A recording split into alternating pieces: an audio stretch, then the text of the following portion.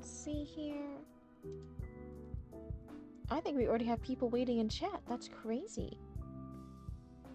Let's load everything up. If it will register. There we go, there we go. Hello, hello everyone. This is crazy. I have raccoons already in chat waiting for stuff to happen. That's incredible. How many raccoons are already in chat? Holy shit. Let me get... I'm just getting all my screens up. I have a lot of screens. Hold on. Alright.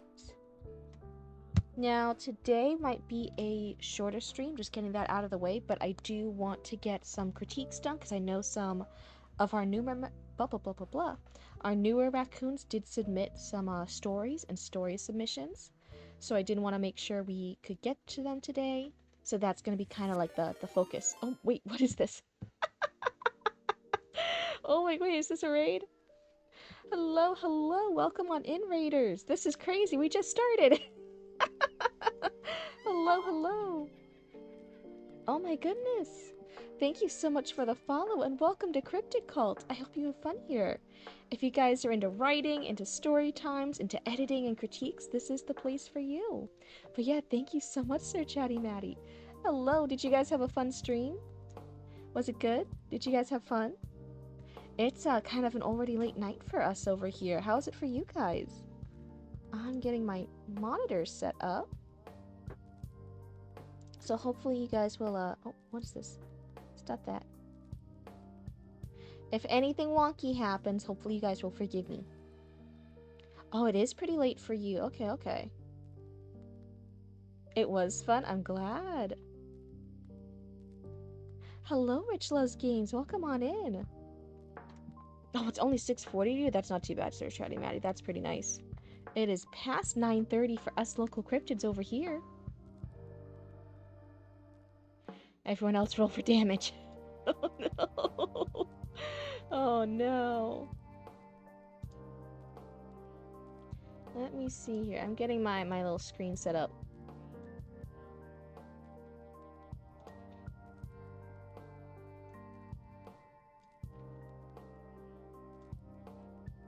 It's only 7:30 for you? Jeez, time zones are weird. But yes, I was telling everyone that we are doing straight into storytime critiques here. Let me open up my Discord. Let's see what critiques we have lined up. I tried reaching out to Blub, who was one of the older ones we were waiting on. Where I am, it's 2:39 a.m. Rich loves games, that's insane. Oh my god. Why is my model frozen? It'll track eventually. Oh, please don't freeze. Am I frozen for everyone else?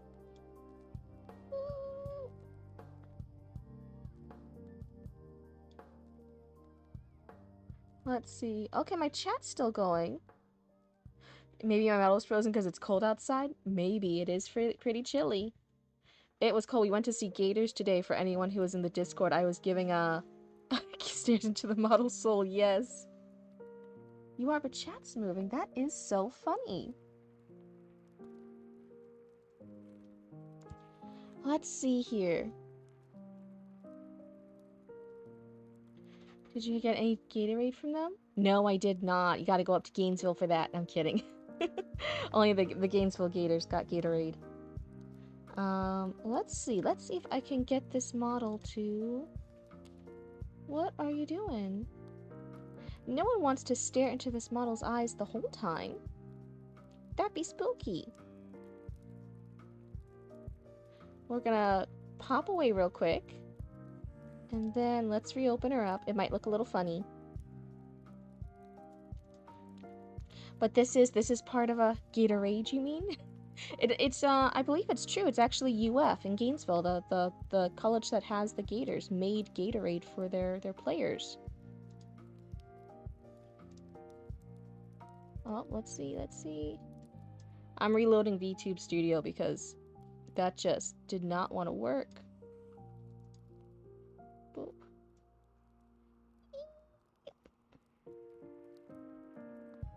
Let's see if we can get it back. That way you guys aren't just, It should be okay for critique. I don't know if we're gonna get that far. Oh, I think we fixed it. I think we fixed it. I'll get her back up in a second. I think we fixed it. I just gotta go through like 20 bajillion prompts first. Why are we raiding gators? Don't raid gators! But if you're interested in any cool gator pics, I did post those in the Discord. We went to a place that you can see gators at. What am I doing here? Boop. Come on. Okay. And then, nope. What is she doing?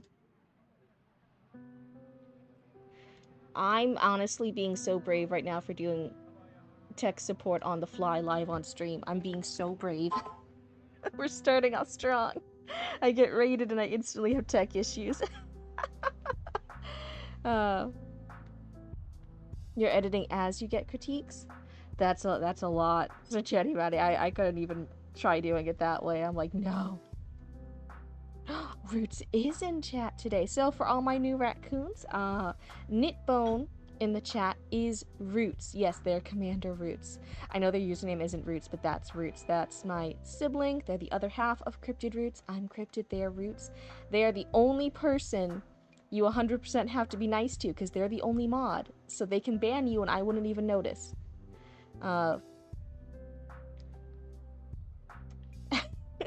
It looks like everyone's really liking a lot of the new subscriber animated emotes. You get the tech issues. Did you have some earlier today? It would make me feel better if you did. But going on to what we are here for. It's good to see you though, Noxley. I was actually saying good things about you to Roots earlier. That's just kind of funny. You guys want to see gators? Go to the Florida Everglades. That area is full of them. Yes, it's actually on my bucket list. Before I ever leave Florida, I do want to eventually move somewhere outside of Florida. Before we leave, I would actually like to see the Everglades. It's on my bucket list. I think it would be cool. Is it a mod or is it a DLC? For what? Last night, OBS crashed alongside my game. No! That's so sad.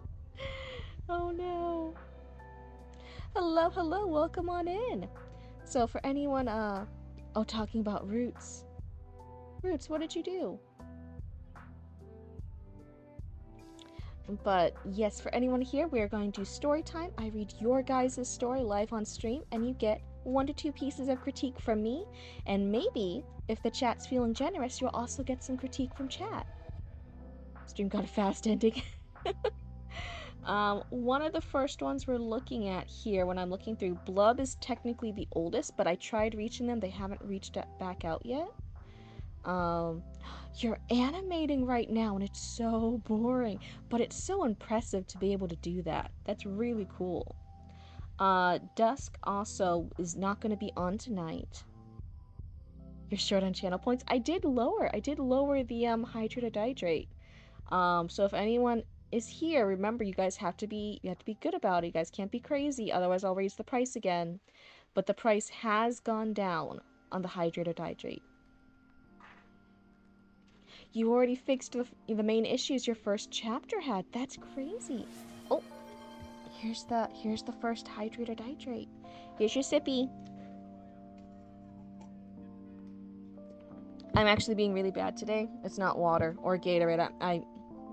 It's been a long day. I'm back to the soda. I'm hitting the hard stuff. 3 frames done in the last 2 hours. I hope you're nicer to yourself. Those must have been 3 really hard frames that you had to work through, and you got them done. So that's really exciting. So if you want to review it, just send it through the chat. No, chat's really hard to read it through. There is a Discord. You send it into an area called Story Submissions in the Discord. And the only rules are no spicy stuff. Nothing like sexy stuff. It gets really embarrassing to try and read that stuff on stream. So just no sexy things for us to review here. And otherwise, if you do submit something longer, just be aware I might not read a whole long thing in one stream. I might just cap it at like a few at the blah blah blah blah blah if I can speak at the first few pages, and give my critique on the first few pages. Does being in a towel count as spicy? No, that should be fine. I'm vibing right now. Might write, but will probably read. I picked up some holds from your local library earlier. Knoxley representing all the good stuff of having a local library. I love it. Love to see it. Cryptid, I typed a message in chat trying to decide what model it is. This is the Suika model. It's a customizable model. I really like it. It's really cute and beautiful. It has a lot of options.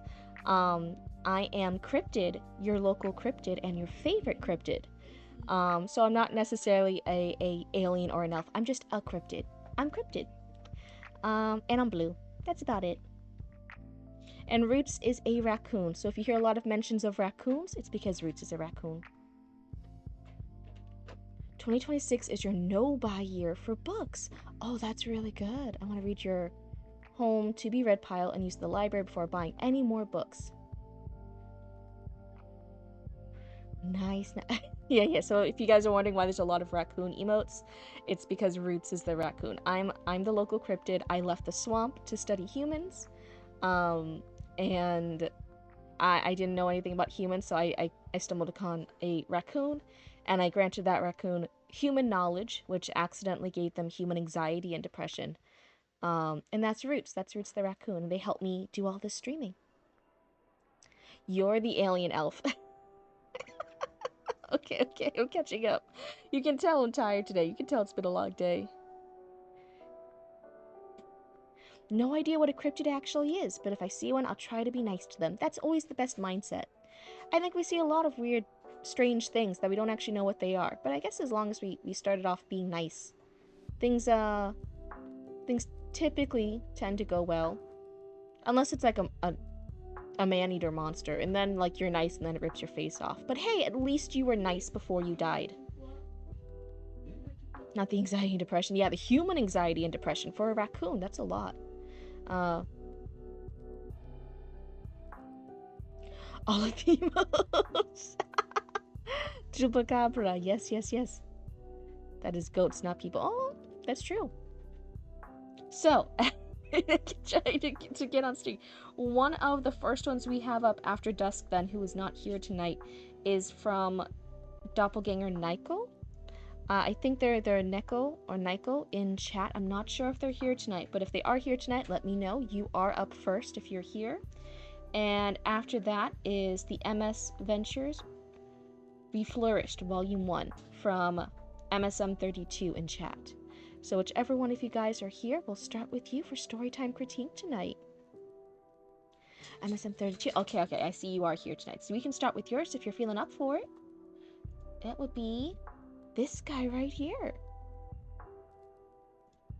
So let's see how long this is. This is 32 pages. So like I said, it's totally fine to submit longer works. It's just being aware I won't read all 32 pages in one go. That's a lot. I don't know if my voice could handle that. But we will do the first couple pages, and we'll read until like a good stopping point until my voice gives out, and then we'll give critique here.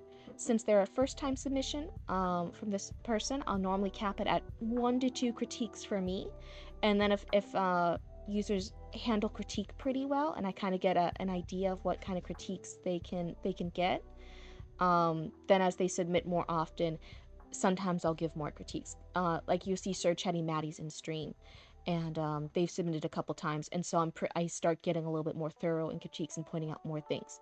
But here, this is our first time one here, so we're just going to do 1 to 2. Hello, MSM just went ahead and said, okay, first, so you will be next, all right? Right after this story time, then we'll do yours, Nico, okay? Sorry, guys, I'm not a novelist. Oh, wait, what happened? So let's see here. Mahi's Spectacular Misadventurous Reflourished, Volume 1. Chapter 1, A New Beginning and a New Companion. Introduction. In the course of his life so far, everything seemed normal by some standards. But to Mahi, it It wasn't just that song the demigod haunted him with. Oh, okay, he's being haunted. Oh, wait, I'm gonna restart my lo-fi beats. That way we don't have to redo it halfway through.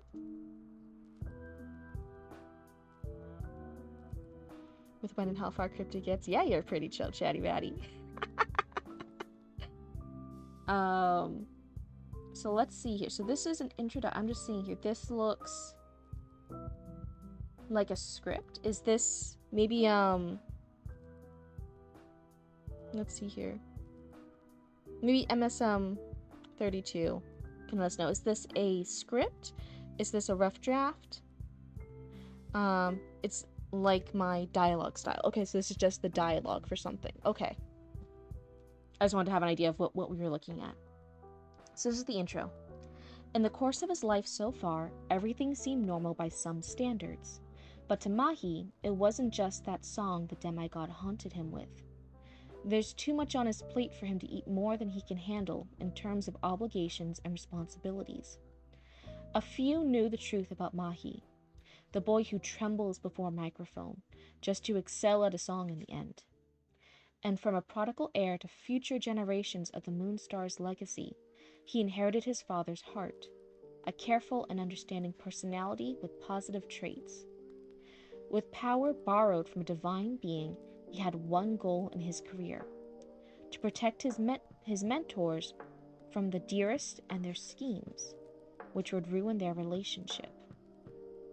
However, sometimes controlling his voice is not easy. Thank you so much for the follow and welcome on in. Oh my, did we meet another follower goal already? Yes, thank you guys so much. I'm so happy to have you guys all here and hanging out with me while we talk about stories. Twitch is following good streamers. If the streamer becomes annoying, say no one is going to pay you to stream, then I block that. Oh, what's happening here? Was there something bad up before? Back up to 5. Hello, hello. Oh, thank you so much for the bits. That's very kind. What is happening here? Don't spend it in a single place. That's so funny.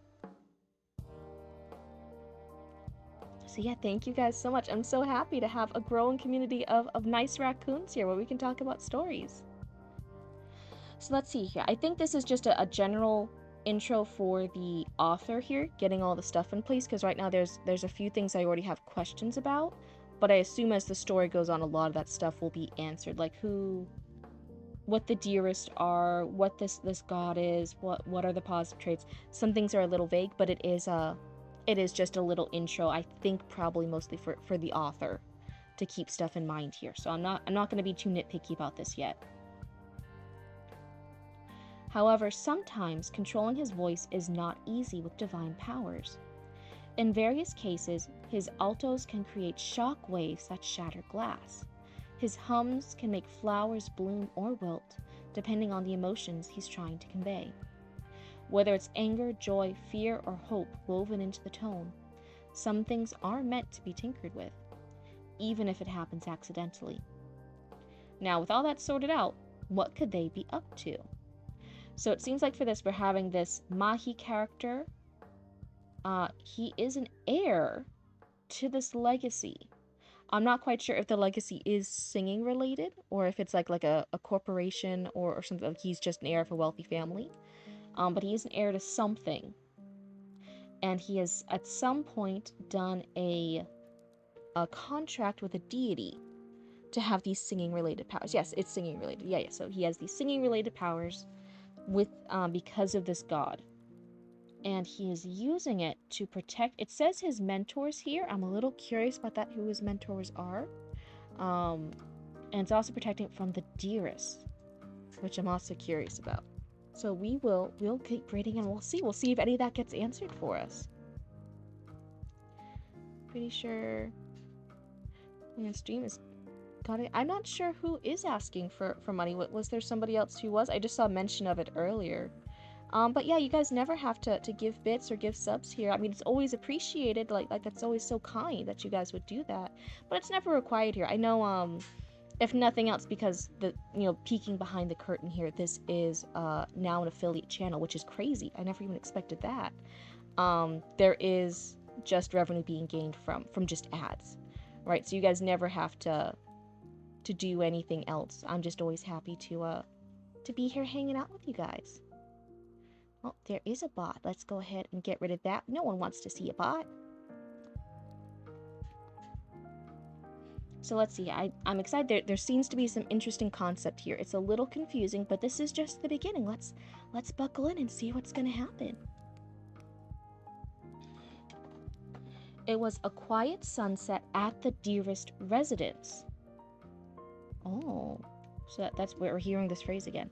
At the dearest residence, as Mahi slumped on a couch with boredom clouding his mind. He knew he had his lineage's adaptability, though it did not satisfy him enough. Was this really all he's known about? All he's known about. I'm wondering if this is all he's known about or all he's known for. Is it affiliate? Which one's the first one? It's not. There's two different paid statuses. There's the baby status, and then there's like the fancy stat. We got the baby status where like, yeah, you guys are now allowed to like give bits and subs, but again, you never have to. But yeah, we're like actually we had the possibility of being monetized on Twitch now. That's crazy. I never expected stuff like that. Just from people wanting to hang out and listen to me yap and give critique and feedback. Like what a cool thing to happen, you know? So yeah, thank you so much for the congrats. So was this really all he's known about, or maybe really all he's known for?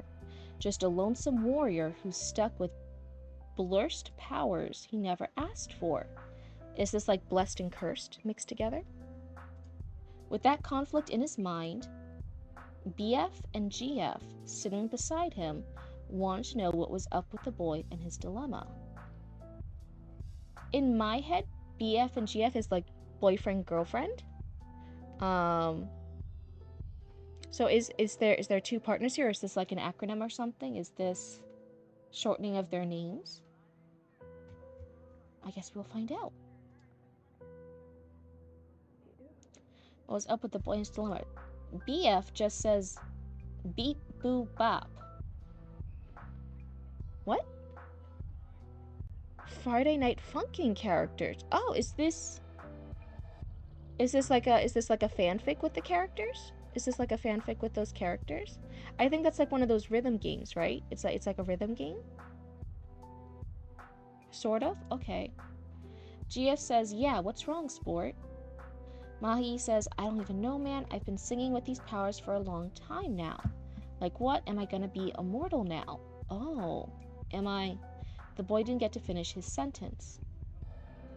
GF says, hush now, honey. You're overthinking things. Why don't we cook something to take your mind off it? I'm starving.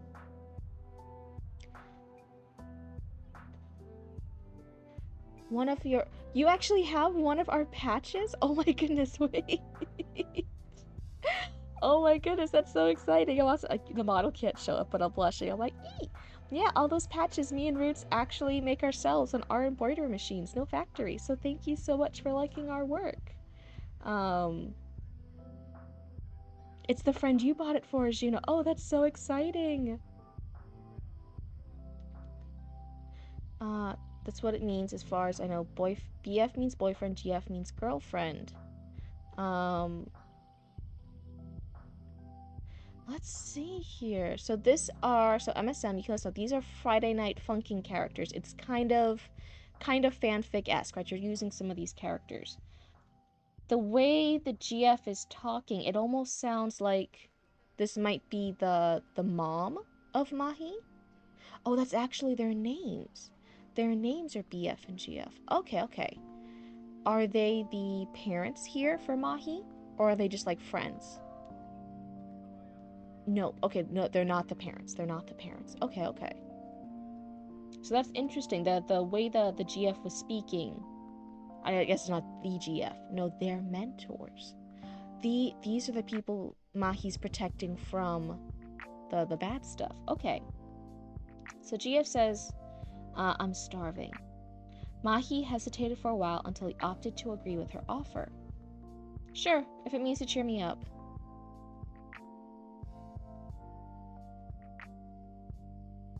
They're very tempted to commission you at some point. If you'd be cool with doing berry stuff. What is that? Commission with embroidery stuff? Is that what you mean? I'm not quite sure. Or are you talking to somebody else? That's all fine. Now getting to work, they filled the mansion with the fresh and savory aroma of a homemade pan pizza, filling the kitchen as the sound of laughter echoed within the mansion. Inside the house, Girlfriend was kneading every ounce of air out of the dough while keeping it firm and loose. Her hair was all dusty from the flour as she combed her hair and started sneezing from it while it was airborne. Oh, me! Oh my goodness! Yeah, I'm not quite sure what embroidery stuff you'd want for Barry, but yeah, we could talk about it. While the dough is resting, Mahi prepares a hearty marinara sauce with an oriental twist. He minced a red onion and some garlic. He adds ginger and red pepper flakes. I'm assuming this is just describing the pizza.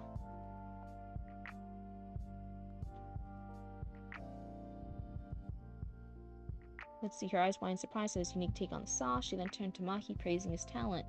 It seems like... Did BF disappear? It's describing everything that, GF and Mahi are doing. I don't think I see BF at all.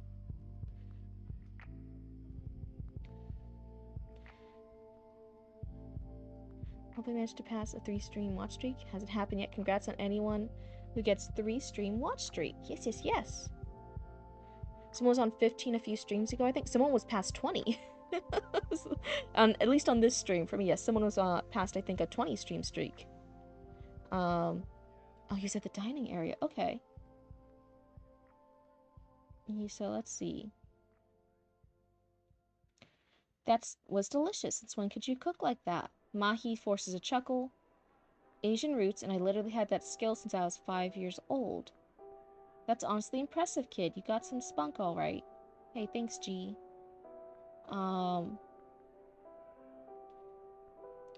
They're just still talking about the pizza right now.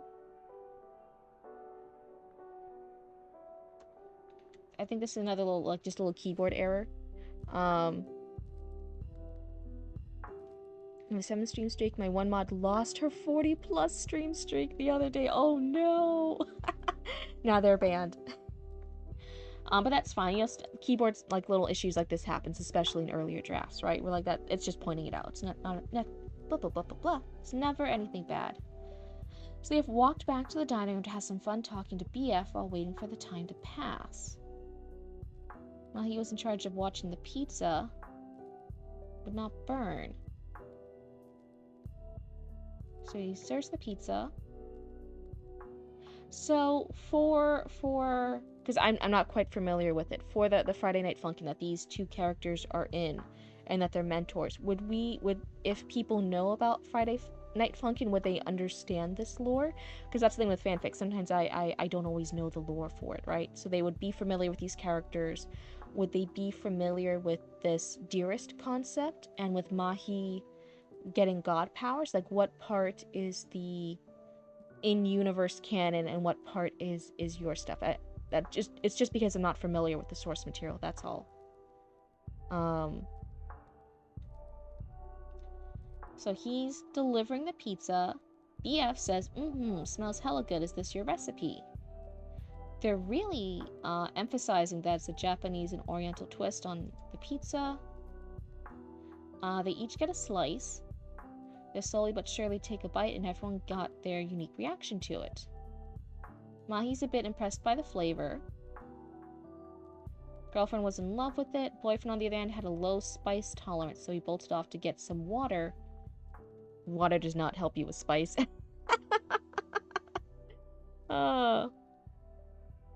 It's usually a diff canon. It's a diff canon. So he's 75% Japanese. So is Mahi one of the... Is like in OC or is it in Friday Night Funkin'? I think that's what I was asking. Yeah, milk is better for spice. Yeah.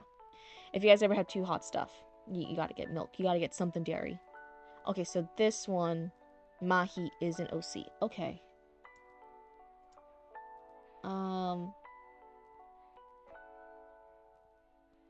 So once they were done feasting on every morsel, They fill with laughter and joy, talking about stuff without a fleeting thought in their heads. Or so we thought that was the case. Dun dun dun. So we are here on, I'm just scrolling down to see what page I'm on. We are here on chapter. Page 4. And now we have something other than the pizza scene. So as the conversation prolonged, maybe it's as the conversation goes on, it starts to get a little more intimate, with Mahi showing a pang of sorrow, looking away, holding tightly on his elbow. Is there something wrong, Mahi? BF asked. Mahi sighs, saying, oh, it's just, I've been traveling like there's no tomorrow. I don't have anywhere to stay besides this house, not even to move to another state or country, because this world can be cruel to me sometimes.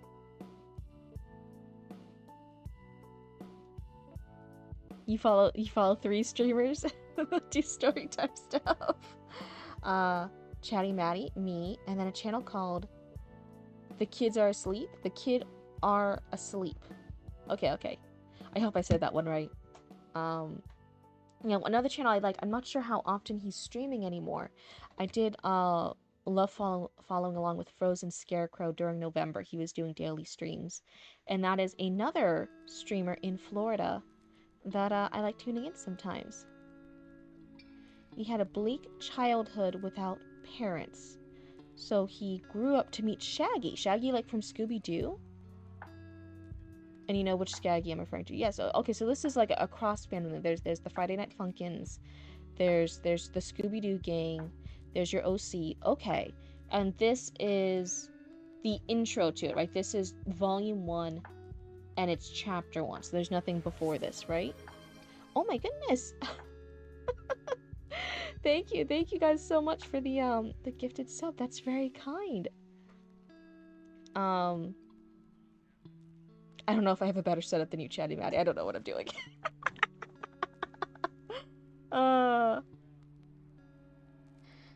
There is in the doc link. Okay, so there is something before this. There is something before chapter 1. Because I was like kind of feeling like I'm kind of a little bit lost and stuff. It feels like we're kind of thrown into the middle of the story almost. So let's see here. I'm going to open up the Discord link again.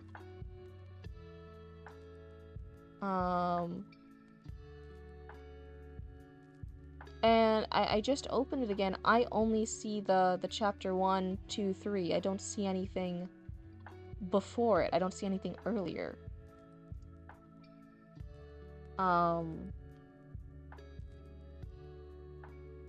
So if you did mean to, oh, you thought after? No, I know stuff is happening. You have 3 chapters here.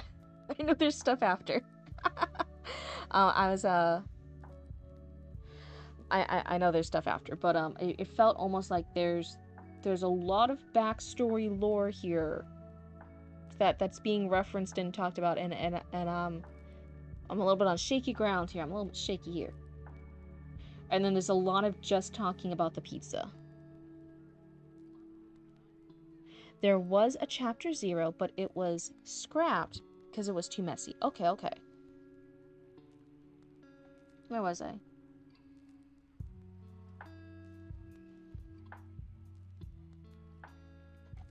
I was 5. Nope.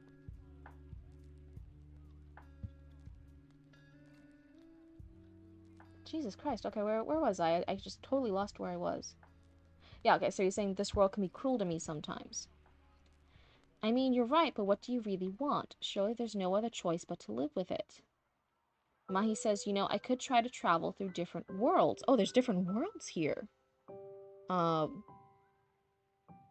those different worlds, but I don't even know where to even go.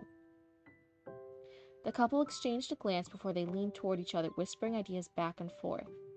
They scratched their heads, racked their brains as they were sifting through their etched-up thoughts, and remembered the games they played on their consoles back then.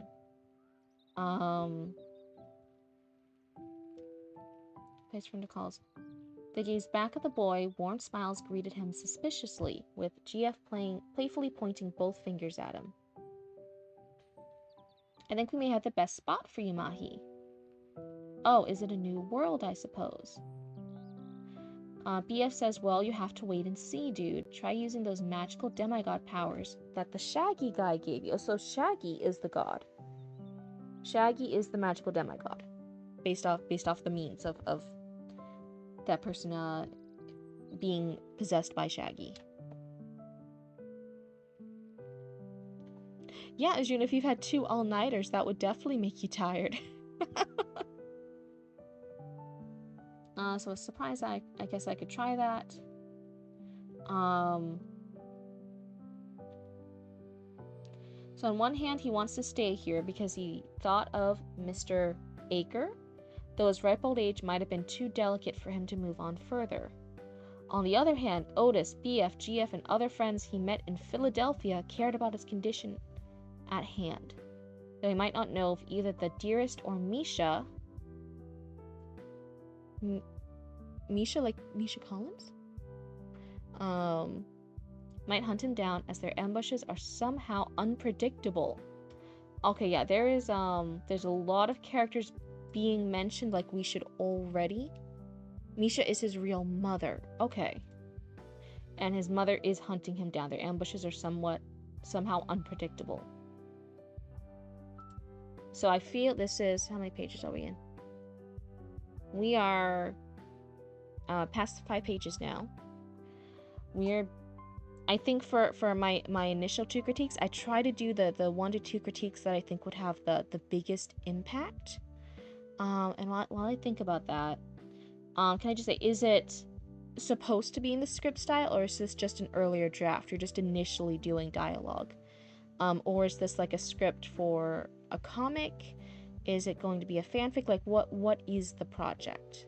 Because sometimes depending on what the project is, like changes what the feedback is.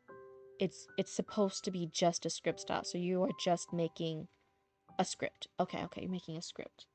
I'm gonna guess it's a script for like a comic or like a TV show or something, like just a fun little animated project that would need a script. Both comics and film project stuff both need scripts, so it could be either of those.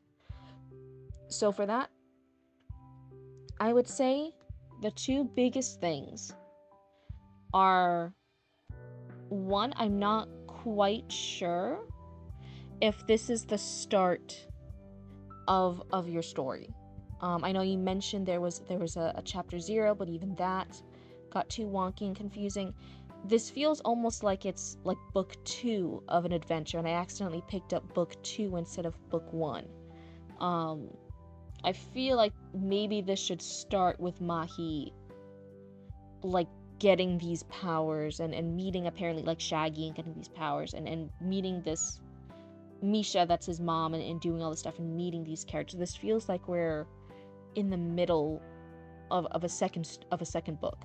So I think maybe you need to plot down a little earlier to find a better starting point for people to be introduced to this, if the goal is to share it. Yeah, it's for a comic. Okay, so yeah, I think you need to reorganize and find a better starting point. And then 2, the start is legit gonna be Pokemon stuff. Okay, that's right. You did mention a Pokemon stuff earlier. So okay, you're just having fun with a lot of the different fandoms and putting them all together, making a fun project. That's totally fine. But yeah, I think you need to find for this Mahi character, if the people are following Mahi, I think you need to find a better starting point for Mahi's journey, whether that's in Pokemon or Scooby-Doo or Friday Night Funkins, whatever lore that is. That happens throughout his story, I think, but try to find a good starting spot for his journey for the viewers and the readers to follow along with. Because right now, it's a little confusing. We're missing a step here. And for 2, I'd say this is like 5 or 6 pages in to a lot of plot stuff happening. And we actually didn't even get that much plot stuff. Most of it was actually just describing them making a pizza. Most of this was just making the pizza scene. That might be able to be shortened a bit.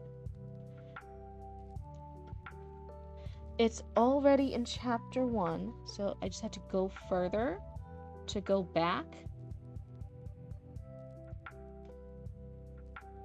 Okay, let's hold on. A trip down memory lane landed back to the present day. He turned around, raised a hand, showing that his mind had already made up. With a snap of his fingers, he opened a portal to an unknown world. GF says, wait up before you leave, sing these lyrics before entering. That way it specifies which world you want to visit. He says, alright, shoot. GF is telling him to sing the intro to the Pokemon theme song.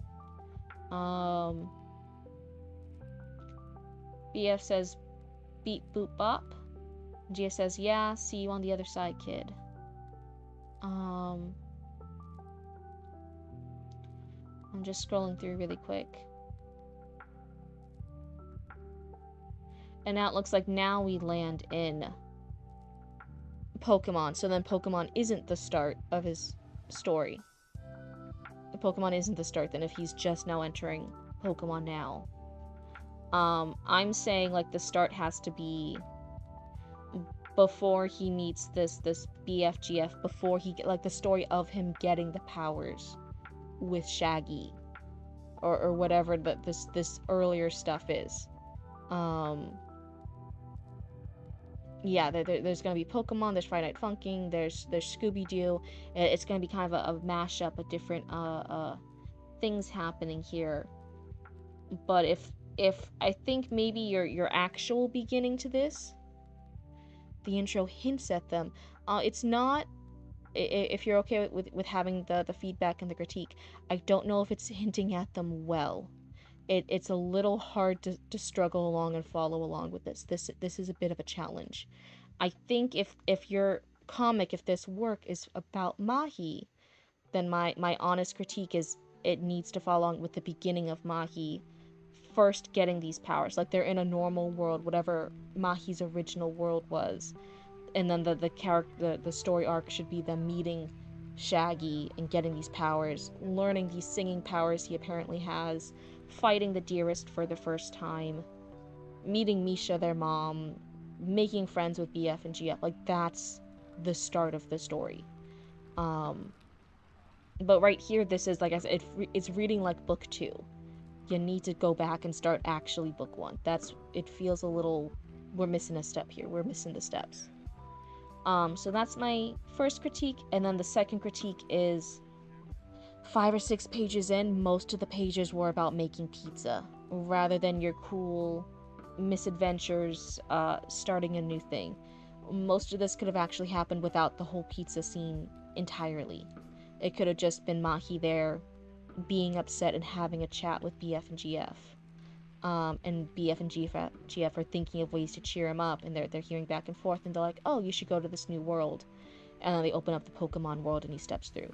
I'm not sure that the multiple pages of them talking about pizza and making the pizza and eating the pizza are necessary for that. So that's figuring out what are actually important for your scene and chopping out maybe unnecessary bits. And then rethinking of your actual starting part, what the actual chapter 1 is. And yeah, those are my 2 critiques. I hope they help.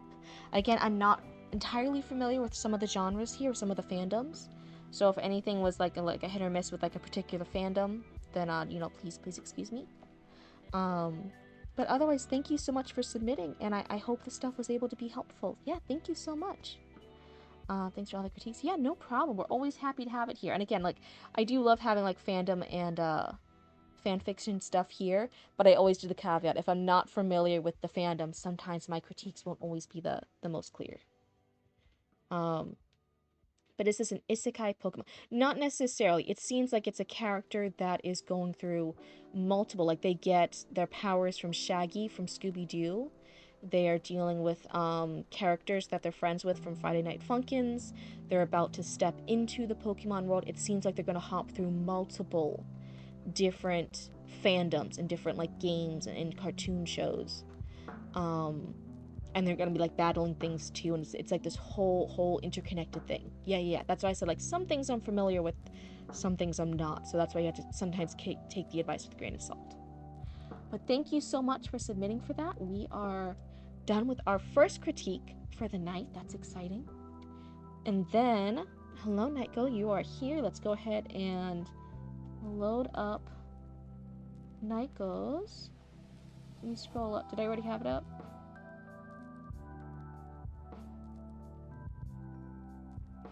Nico, did I have it? Am I just completely missing stuff? Spring was by Doppelganger Nico. Okay, I kept saying doppelganger in Discord. So yes, this one is yours. Your Pokemon nerd kicked in is all. I did a really fun there's like stamp rallies for some events, and me and Ritsu started joining some stamp rallies when we go to events. And one of them was actually a Pokemon themed one. So all the other vendors that were in the stamp rally had like Pokemon stickers, or like most of them I think were stickers. And we don't make too many stickers, right? We do patches for the most part. And so we actually made for that stamp rally, the Pokemon stamp rally, we made a mini patch of the Pokeballs from Pokemon, the original classic design. I know there's like 20 bajillion different designs of the Pokeballs now, but the original classic red and white one from like season 1 of Pokemon. That's what we did, and it was like the one patch. So it was like this little bundle if you collected all the stamps from all the booths of like all these Pokemon stickers, and then our little Pokeball patch. And the person who was hosting it said that the patches did really well. People really liked it. So I was like, yay! I cannot put those up on the Etsy shop though. Lord knows Pokemon will like copyright claim that like a goddamn sniper. Oh my god. So I'll probably, that we have a few left. I might have those at like in-person events and like hand those out as like freebies to like little kids and stuff.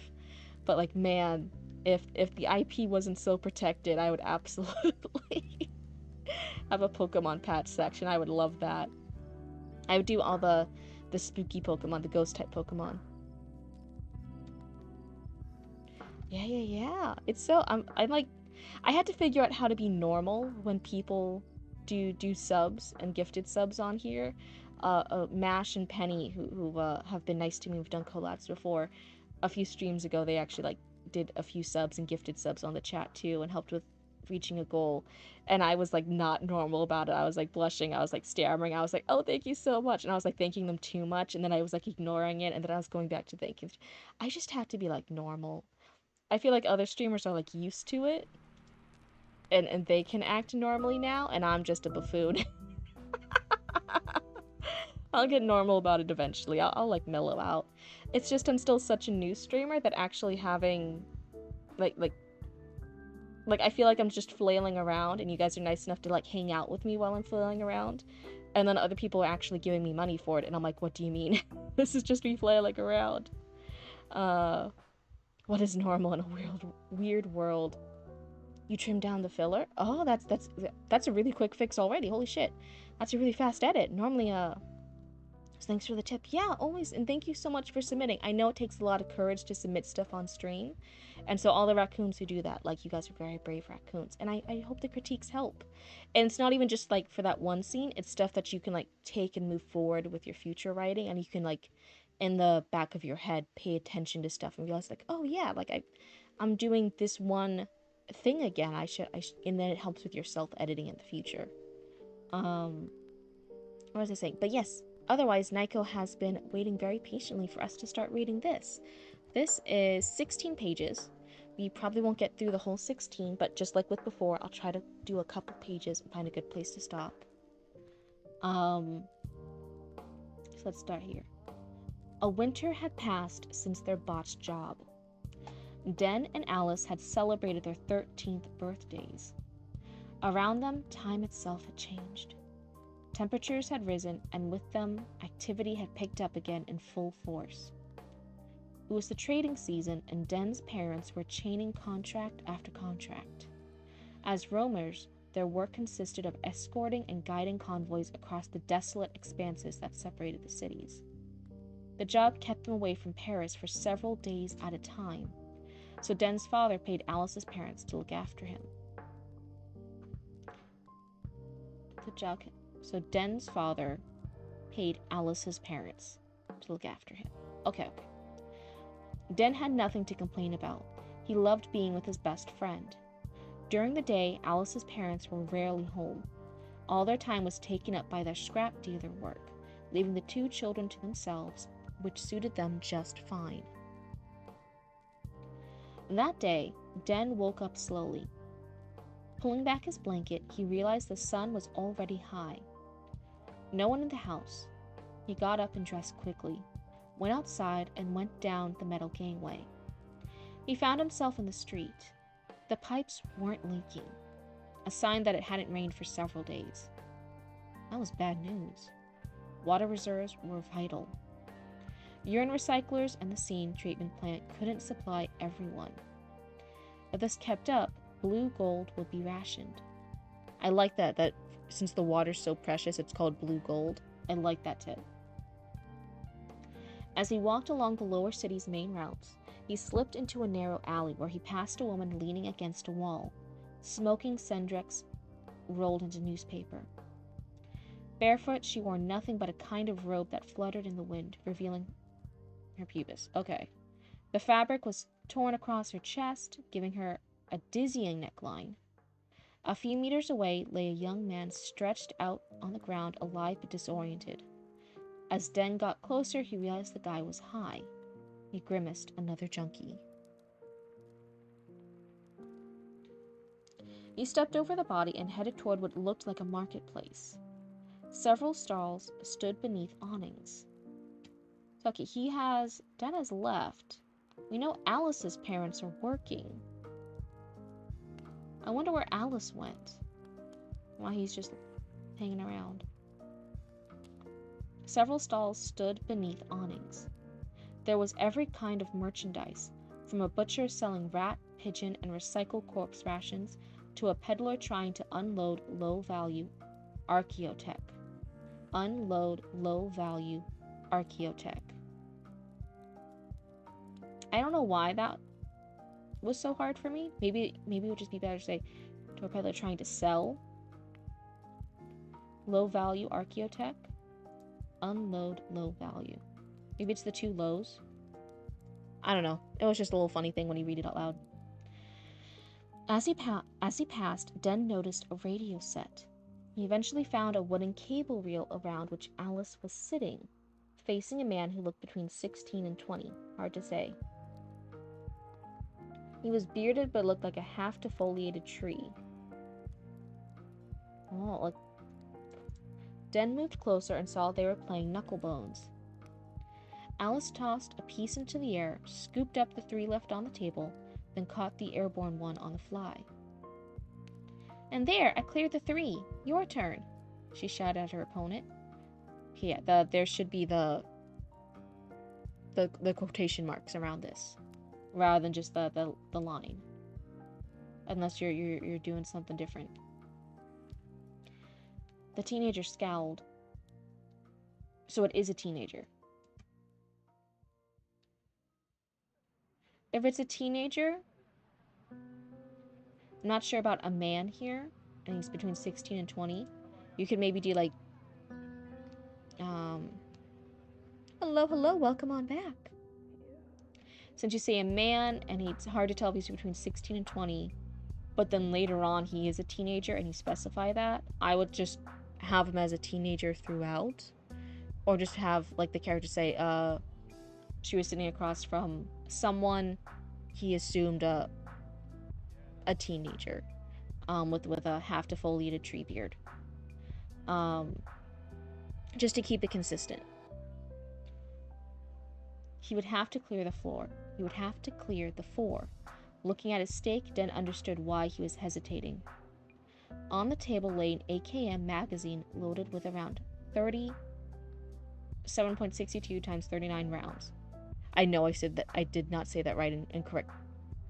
Oh, there's just translation errors. You said young man in French. Okay, so yeah, we are dealing with translation issues then. That's fine. The teenager hesitated, picked up the knucklebone to throw, blew on it, and tossed it into the air. He managed to grab the 4 pieces on the table, but failed to catch the airborne one, which fell to the ground. The spectators burst out laughing, and Alice showed off. Den smiled too. She was still just as good. Hand over the loot, she cried. Her opponent sulked but handed over the magazine anyway, while one of his friends teased him. You just got skinned by a kid, he laughed. Yeah, that's enough. No need to pile on. Den stepped up to Alice and tapped her on the shoulder. Well played. Let's just get out of here. See, with that, we're eating good tonight. I'm invited, I hope. With pleasure, she said, giving him a light punch on the arm. I had to go see the wholesaler. Want to come with me? Sure, I'll follow you. Again, could be a translation issues, because we are dealing with, like, you're taking from the French, you're translating for English for me to review. Right here, the dialogue sounds a little wonky for a kid. Just at least in English, saying like with pleasure as like a little girl kid. Is that doesn't quite sound right? Technically 13. I see it as 14, but technically 13. Yeah. For who? Teenagers start at age 13 and end at age 19. Yeah. So because it's saying like, oh, it's. But when you get to like older teenagers, like if you can't quite tell if someone's like an 18, 20-year-old, or if they're a 20-year-old, are they like a 21-year-old? Like you could argue that's like a young man, like a really young, like a baby adult man, right? Like they're a baby adult, but they're still adult. It just sounds a little weird to say facing a man who looked between 16 and something. Like wait, you're saying like a 16-year-old is like a man, and then can be between 16, which you wouldn't consider a man, and 20, which you would. It's like a little odd range to say a man. And then they do clarify later on the narration, right, the prose says it is a teenager, because it says the teenager scowled. That's why I'm like, if you're going back and forth between man and teenager, it's a little wonky. They're saying it's a translation issue. It's young man in French, which would make more sense. That would make more sense to say like, oh, it was a young man between 16 and 20, and then they specify it's a teenager. That makes more sense. So yeah, we are dealing with just translation issues, and we're just gonna do our best to. But yeah, keeping that in mind, this could make sense in the native French, but in the translation, this sounds a little wonky for her as a kid to say. On the way, Den didn't miss a chance to praise Alice for her dexterity at the game. She replied while trying to feign humility, but Den's praise always found favor with her. As they walked, Alice questioned him about the errand he had to run. I need to see if the wholesaler has anti-rad. Restocking for your folks? Yep, they should be back pretty soon. Okay, so it's Den that has to do the wholesaler one. So that's I think we mentioned it before in some of your work, having the tags over who's speaking. Can be confusing. So here we followed pretty well, right? Like it's Den saying well played. Alice says, see, with that we're eating good tonight. And Den says, I'm invited, I hope. And she says, with pleasure. That's Alice. She said, giving him a light punch on the arm. So then we have the prose there. And then I assumed, there was the wrong assumption. I thought Alice then said I had to go see the wholesaler to sell the magazines, the bullets that she just won to get the money. It's not. That's Den. And then Alice says, sure, I'll follow you. So, having the occasional dialogue text to reaffirm to readers which one is speaking so they don't get mixed up. It's just something to be aware of. So Alice says, restocking for your folks. And Den says, yep, they should be back pretty soon. Before Alice could reply, a gunshot rang out. They turned their heads to see militiamen lining up and executing several men, while a woman was being beaten in the street. Farther on, a naked man was nailed to a pillory, his face bruised and swollen. I don't know if I said it right, we're just rolling with it.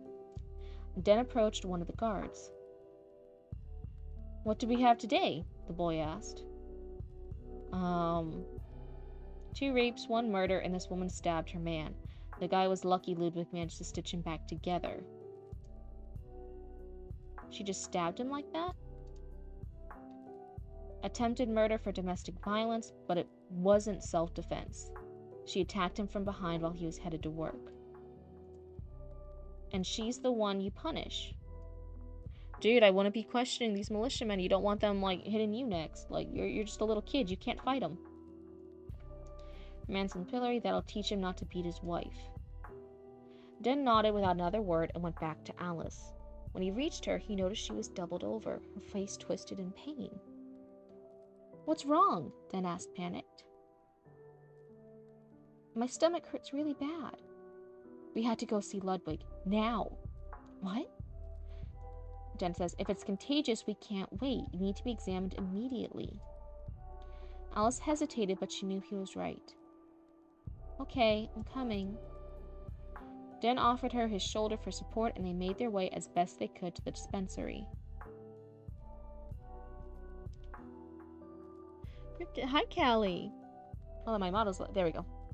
I never question the guards. They can just execute on sight on order of the crown if the crown is threatened, right? Yeah.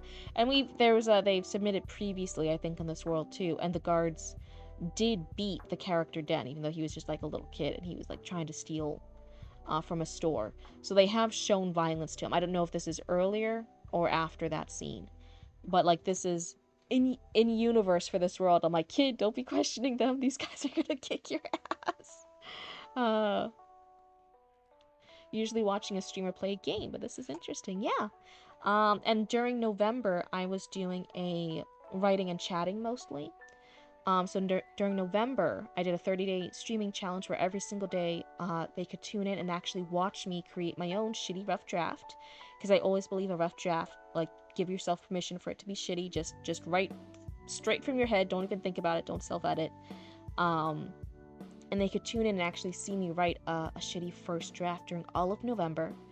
And during that sentence, we talked about writing stuff. We talk about different things we liked or don't liked in writing and in storytelling, how sometimes we had to change things depending on the medium the story's going to go through. Some things do change depending on if it's for a novel versus a television show, right? We have to switch things around. We have to emphasize different points because some things are conveyed better in each medium. I write a lot of notes like, future Cryptid, good luck figuring out this transition. Or somehow this character escapes. Good luck figuring that out, future Cryptid. These characters all still need names. Man, that's really gonna suck for you. Not my problem now. I do a lot of stuff like that in my shitty rough drafts.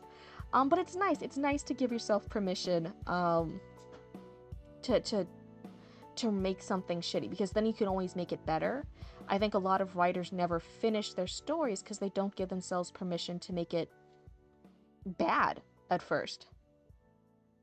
I hate you, nameless dude. You can die later. You're missing like several fucks in there. I fucking hate you, you fucking nameless dude. And you can fucking die later, motherfucker. I got really mad at my characters when they don't have names.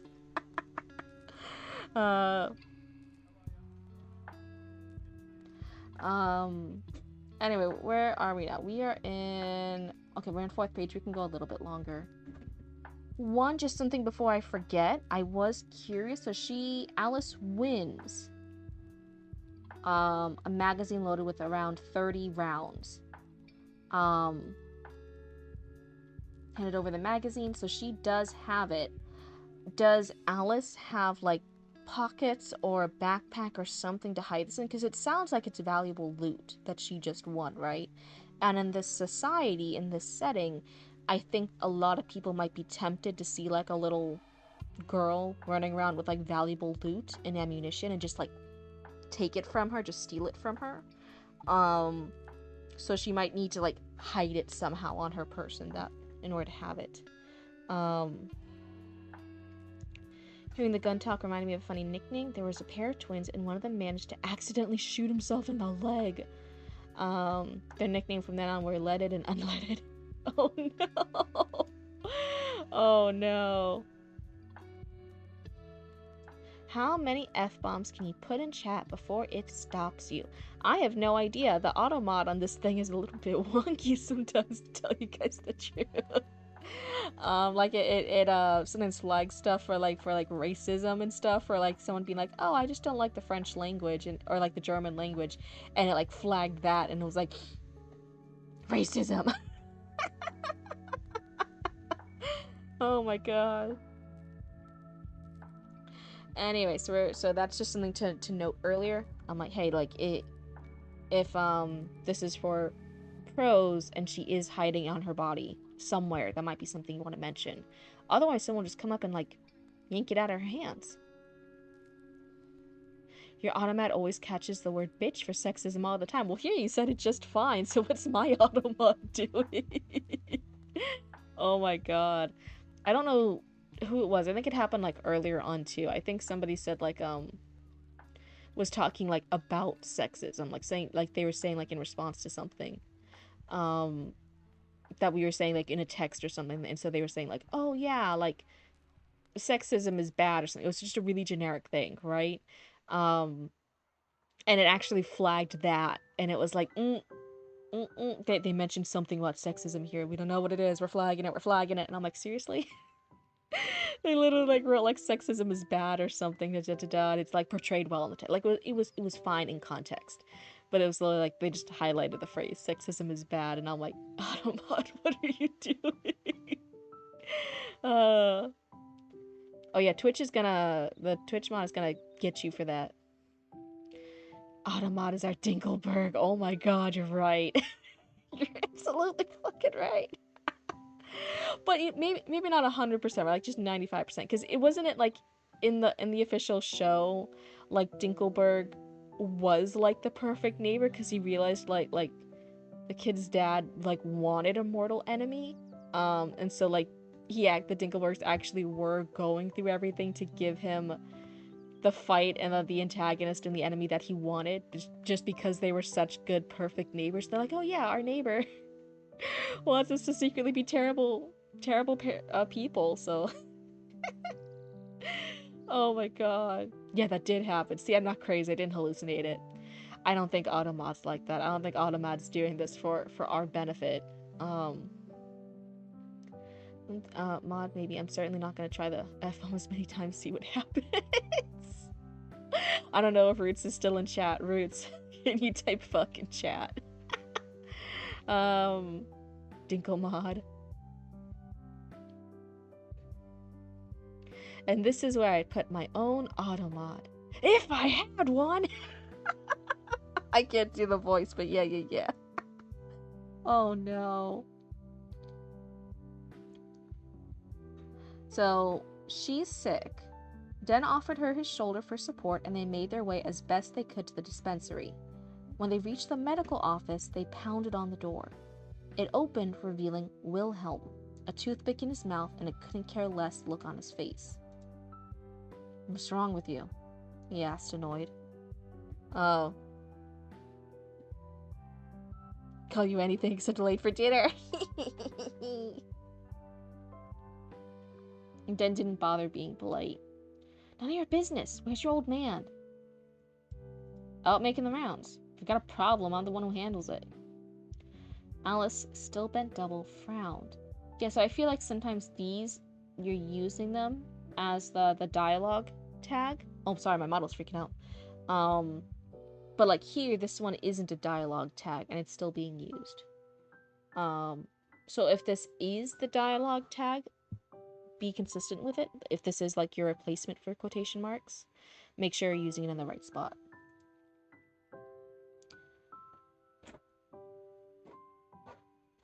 There's no way you're examining me.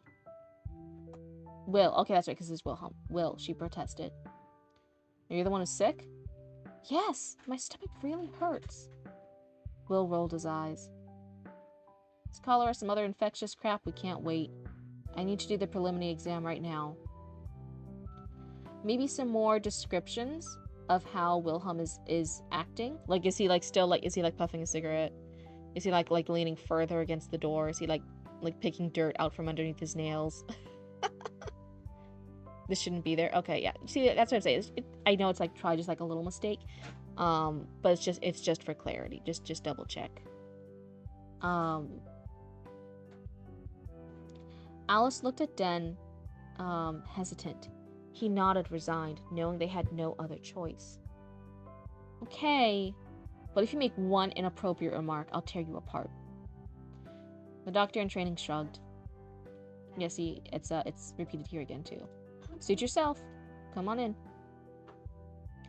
Den stayed in the waiting room while Alice followed Wilhelm into the examination room. She lay down on the metal exam table while Will put on worn gloves and a paper mask. He's gonna listen to her stomach. Where exactly does it hurt? Just down there, like my stomach's being crushed. There's a... yeah, I think she's, yeah, she's just got her period. Okay.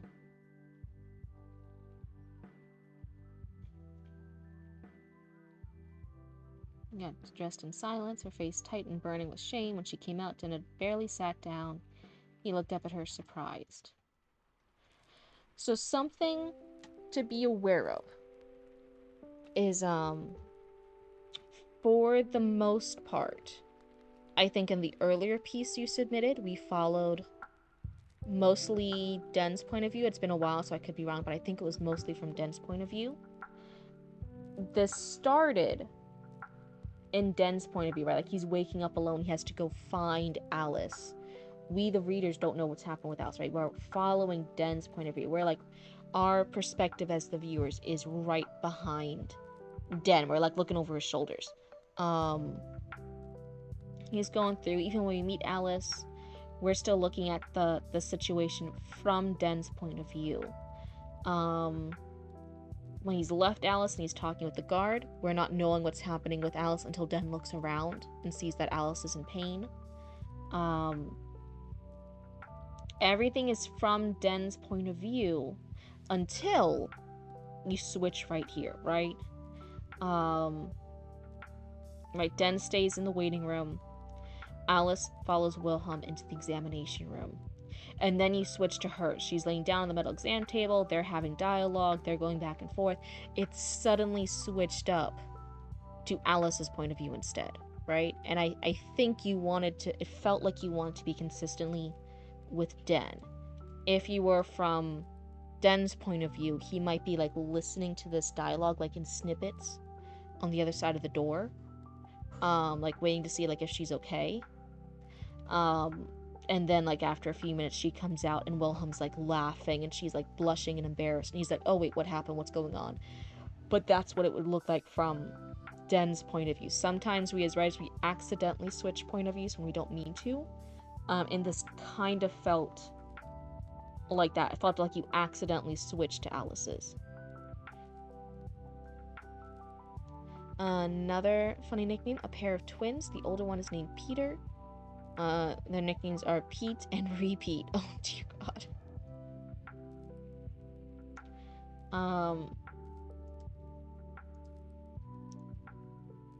So then, yeah, Alice is explaining it.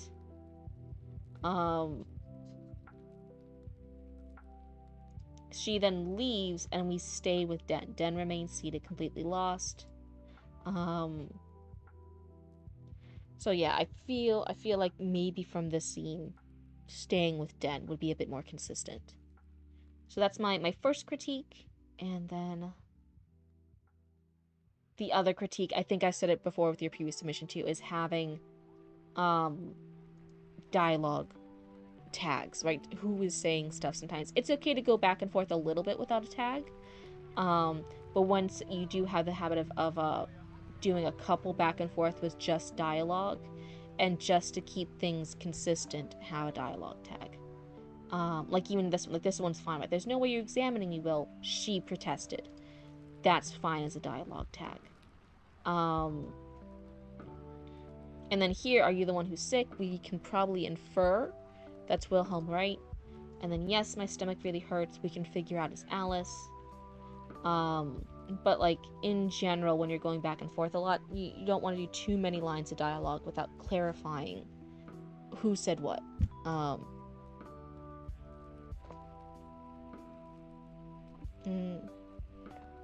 writing prompt. 3 months ago, a werewolf leapt to bite you as you entered your home, but missed, biting the door frame instead. Now, on every full moon, your 185 meters squared, 2-bedroom, 1-bathroom home turns into an, oh dear God, 84,000 meters squared Amazon storage facility. And you know what? You know what the true fucking nightmare of that would be? Because at first you're like, oh, like every full moon, like I suddenly get like extra square footage, like whatever, like then you ignore it. You know in your hearts, you know in your soul, if Amazon caught wind of that, they would be like, oh no, actually that's not your home. This is our Amazon storage warehouse that 95% of the time happens to turn into your home. So actually, we are now going to charge you rent for our lost profits because that could have been a profitable Amazon storage warehouse. And instead, it's being transformed into your home. So you're going to pay us back the lost revenue. Yeah, exactly. Amazon, mine. That's the true fucking horror. If Amazon caught wind of that, they'd be like, nope, we're going to charge you like loss of revenue. We're going to charge you loss of fees. We're going to charge you storage fees. We're going to charge you a lawsuit because your house bears the logo of our warehouse facilities once a month. We're going to do this. We're going to do that. They will just, you would owe them like $1 bajillion. Just because your house got bit by a werewolf and turned into an Amazon warehouse once a month. That would be the real fucking horror. Yeah, that does sound like something Jeff Watt would do. He's a weird dollar. Oh no. Oh no. Yep. So yeah, that's the true horror. But yeah, so those are my two critiques. Keeping track of your dialogue tags for reading clarity, and keeping your perspective, the point of view of who you are following along with, consistent. You can switch point of view characters, but normally you want to make a cleaner break with that, like changing a chapter. Like one chapter's from Den, then there's a new chapter, it's from Alice. That chapter ends, the next chapter's back in Den, but having a clear break before you do those point of view switches. But otherwise, yeah, thank you so much for submitting. I hope that helps, especially the point of view one. That one can be really tricky sometimes. Sometimes naturally we just switch into a slightly different perspective, and then we're like, oh yeah, shit, I didn't catch that. I know that one can be a really tricky one. So, let's go here. Well, before I do that, let's see if anyone else has submitted. That was Nico, that was MSM32. I see Red Waves here again. Was that one resubmitted? I'm gonna click on it real quick. Hold on. Let's see here.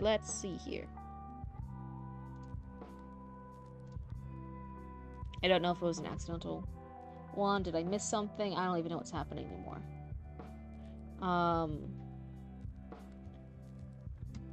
Let me scroll down. Yes, you resubmitted it. Okay. You prefer vampires. At least with a vampire, you look human. You prefer them in what way? As like a writing about them way? Like if you were to be turned into a monster, you would prefer to be a vampire than a werewolf? Or like in a monster fucker way, you prefer vampires? Like which way are we talking about?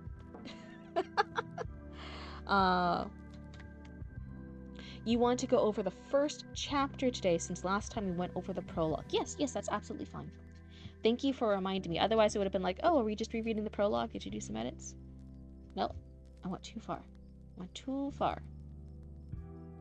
Yeah, I'm gonna go back. Chapter 1. Okay.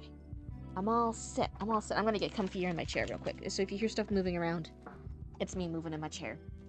Not like a little old crazy lady. I, printed out some pages of the script I was working on during November. The idea of being immortal.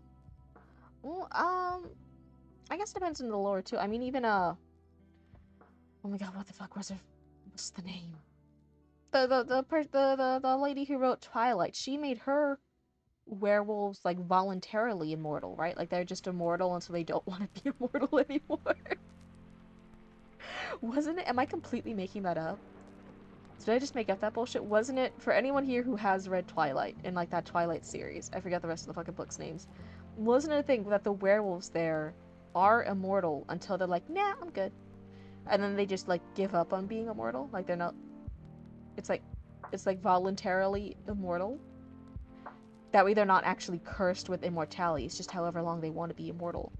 Am I completely making that bullshit up? Please somebody correct me. Is I don't remember anything about Twilight anymore. It's been too long. I've thankfully erased so much of it from my memory. Please. No, no one else here is a fucking degenerate who read Twilight when they were a kid. IDK, I thought they aged slow as fuck. Okay. In that case, I think we had to look it up real quick. Hold on. You're seeing Peter. Wait, wrong universe. Yeah, completely wrong universe. Dear God, Chatty Matty, get your head in the game. Wait, that's a different universe too. Okay, wait. Twilight, were the werewolves immortal? Can you guys see the stuff? Okay, the chat's kind of blocky, but it's fine. We'll work through it.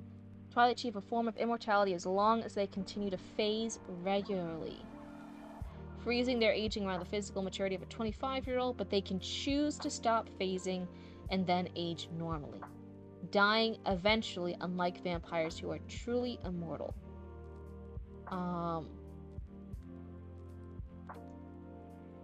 Yeah. Okay. So yeah, they're voluntarily immortal. Until they just were like, nope, we're all done. Never seen a Red Twilight, but it was inspired by My Chemical Romance, and that band only exists because Gerard Way watched The Second Planet, hit the towers in 9/11, and used... Yeah, you watched the Tumblr post breaking all this down. yeah, we're all writing losers here. We've all seen the Tumblr post.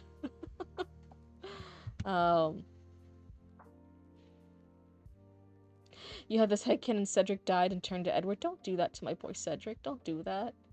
Don't let him be separate from this. But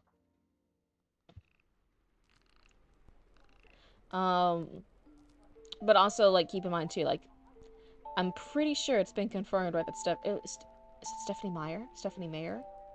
Right? Am I getting the name right for the author of Twilight? I'm not looking up any more Twilight stuff. Wait, why did my music stop? Play. You're a Tumblr. Wrong Tumblr. Get your head in the game, Sir Chatty Matty. Come on. If he'd been happy when he died, would he have been happy? Instead of Cedric, he would have been happy, Rick. Is it pronounced Cedric? It's Cedric, right? It's Cedric. Am I just completely fucking mispronouncing this name this whole entire time? This would be a terrible way to let me know, by the way. Don't let me know. Let me just keep pronouncing it wrong. Yes, it's Cedric. Okay. It is Cedric. I'm like, please. Oh, no. That'd be fucking crazy, though, right? Like, after all these years that I only live on stream, do I realize it was, like, Cedric instead of Cedric? It would become the new, like, fucking Shiego thing from Monarch. And I'm like, please no. I would delete this VOD, that way nobody could clip it. I would, no. I wouldn't let it happen. I'm not gonna let it happen. God, oh wait, I do have chocolate here, sweet. You almost forgot. Yeah, it's like, it says Shigo, it's like Shiego. Joke only works if you say it like Maddie said it. Cedric.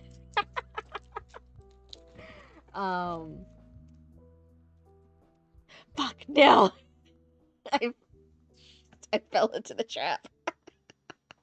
I fell into the fucking trap. Oh no. What was I saying earlier? But yeah, isn't it like a thing too? Like it's very inspired by Stephanie Meyer's like Mormonism. Like, isn't she a Mormon? She go from Kim Possible, which Oh my god, right? I think we've talked before on stream about like the hot goth girlfriends that we grew up with in animated TV shows. Shiga was absolutely a fucking crush. I loved her. Before Shiego. um Sorry, I'm eating chocolate. But yeah, Shigo. I feel like Raven from the original Teen Titans. Um right? And just a lot like that time period we had so many awesome Sam from Danny Phantom. Right, that was an iconic one. I loved Sam from Danny Phantom. Um there were so many iconic goth girlfriends there. You guess it's Azula. That's a little later, right? It's not quite the same time period. That was like a little bit later, right? I don't know. I'm gonna finish doing this. Cryptid, your stream, you can eat what you want. Yeah, I'm mostly gonna eat fucking junk food. One time, you're too new, so you haven't seen it yet. I ate pizza on stream while I was chatting. I was taking bites of pizza because I was late for dinner. And they found out. They were like, "What is that horrific sound in the mic?" It's because I like really burnt pizza. I like it crispy. The flavor of charcoal on pizza is perfection. I want it to be more charcoal than pizza. So I really like burnt pizza. So it was like really fucking crunchy, and everyone was like making fun of me for my burnt pizza. And I was like, no. And then then I started choking the charcoal crispy crust. That's mostly charcoal. It's mostly just burnt. It's not even crust. It's just burnt. Got stuck in my throat, and I was coughing on stream, and I couldn't breathe, and I almost died live on stream eating fucking burnt as shit pizza. And I almost died that way. And I think because I knew I was gonna cough, I actually muted the mic beforehand. I try to mute before I cough or sneeze or anything, because nobody wants to hear those noises, right? That's gross. So everyone only heard like, oh, I'm gonna cough. The mic muted. My model glitched out because I like fell out of my chair almost. Like I was actually coughing and almost died. Like I couldn't breathe. And I, without anyone knowing, no one would have heard anything because my mic was muted. But I almost died live on stream. That was horrible.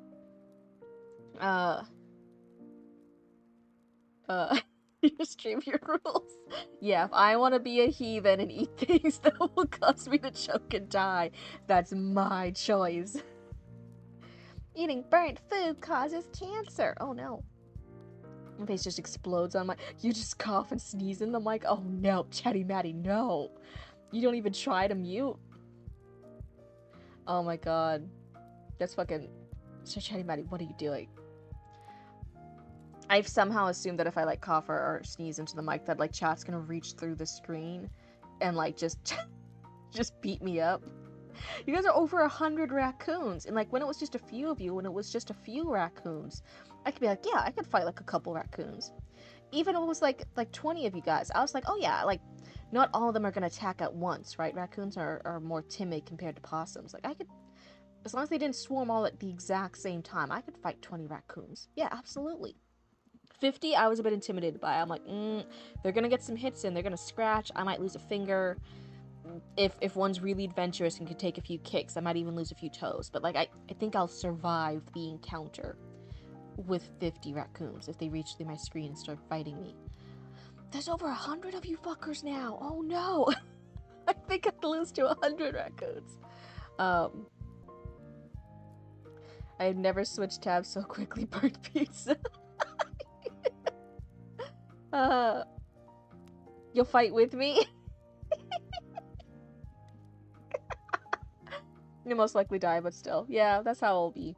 Anyway, so, they have been, aren't raccoons only interested in building bridges? Isn't that's the other thingies. That's the, oh my fucking god. Not otters. Beavers. Isn't that beavers? Raccoons are mostly interested in washing their food and getting more food.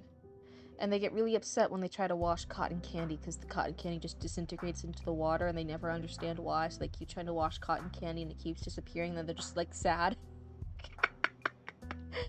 Yeah, beavers and dams. Yeah, beavers do the bridges. Raccoons just Want to be nice little guys and just keep getting more food. And opossums, you know, little spicier. They're not horrible, but they're like a little spicier on the spice scale. They're a smidgen spicier than raccoons, and they act tougher. Even if they're nice and they won't attack you, they'll act like they'll attack you until they faint, until they like play dead. The raccoon is named Rocket though. They like pew pews and boom booms. That's why raccoons are called wash bears in German? What? This is fucking fantastic news. I love this. See, for a minute there, we both forgot the name of beavers. Oh no. Yeah. This is why, if I ever was a cult leader, I'd be a fucking terrible cult leader. It would just be this all the time. I hope you guys know, like, my cult, nothing productive ever happens. It would just be shit like this, where it would just be like, yeah, what are those animals called? Fuck. Shit, what? And it would be a group of hunters being like, yeah, what the fuck are those fuckers? And then we would remember, it's like, oh yeah, it's beavers! Beavers! And then we'd move on. I would have the lamest fucking cult. But it would also be the least problematic cult. Right? A lot of cults, they're problematic. They're a little spooky. They're a little crazy. They're a little cray-cray. Mine's not problematic. Also wanted Bucky's arm. Oh, my model's neck just snapped there. Did you guys see that? That was crazy. So, Chapter 1. So we've read the prologue previously on stream. A few days later, Aeropuerto International Jose Marti Havana. I think Puerto like Puerto Rico, but it's Aeropuerto Internacional Jose Marti Havana. I don't know if I actually said any of that fucking right, but I did my best. It's a former friend that a fuck is a female duck. Do you have a cult? There's actually a game called Cult of the Lamb. Yes, it's a very popular game. We actually have patches of Cult of the Lamb. Yeah, we have the little bleeding eye patch for the lamb, and we have the crown that the lamb wears too as patches. Yeah, and then we did a custom order one time. Somebody wanted all of the different crowns that all the different deities wear to do like a big set on the back of their jacket, and we actually did that as a custom order for somebody one time too. That was cool. Airport. Okay, yeah, but I'm just saying, like, I don't think I said it right. Oh, hi, Luna. So if I say shit wrong, I just did my besto. It's not very good, but I did my besto. I love you, Luna Tuna Fish. You're so beautiful. You're so perfect. Okay, bye. Bye. It was nice seeing you. Bye. Rowena Hall grabbed her bag from the baggage claim, taking it aside and opening it to make sure her bow had survived the long transatlantic flight. To her satisfaction, it had, and she packed it away again before slinging it onto her back. Once more, she pulled the letter out of the inside pocket of her green jacket and ran her bright green eyes over it again while she slowly walked to the exit. This one's a little long. So I will just say this one is a little long. It could be broken into like two. Kitty, there's a lot of fucking cats. Right now it's Luna Tuna's timeout. She's a cat. There's a lot of fucking cats here. There's a lot of fucking cats. There is one dog. His name is Bear. He's a giant Royal Standard poodle. He's a giant Royal Standard party poodle. And that is Mama Cryptid's dog, and that's me and Roots' brother. It's me, Roots, and our little brother Bear. He's Bear. And otherwise, it's a fuck ton of cats. And I have never shared the number of cats that I have, but I don't have to because Luna's not my cat. Luna is Mama Cryptid's cat, so that doesn't count. Good luck. Maybe if people are taking like really careful, close attention over the years, they'll figure out. Is it true kittens go feral for food? It depends on the type. One, when they're like baby kittens, when they are newborn baby kittens, their main things, right, their main thing that's programmed into their brain for survival, for being a functioning baby kitten, is food, right? Like they're not even like shitting and pissing properly, right? Their mama cat is like helping them and cleaning them and stuff. So their main thing at the baby kitten stage is food.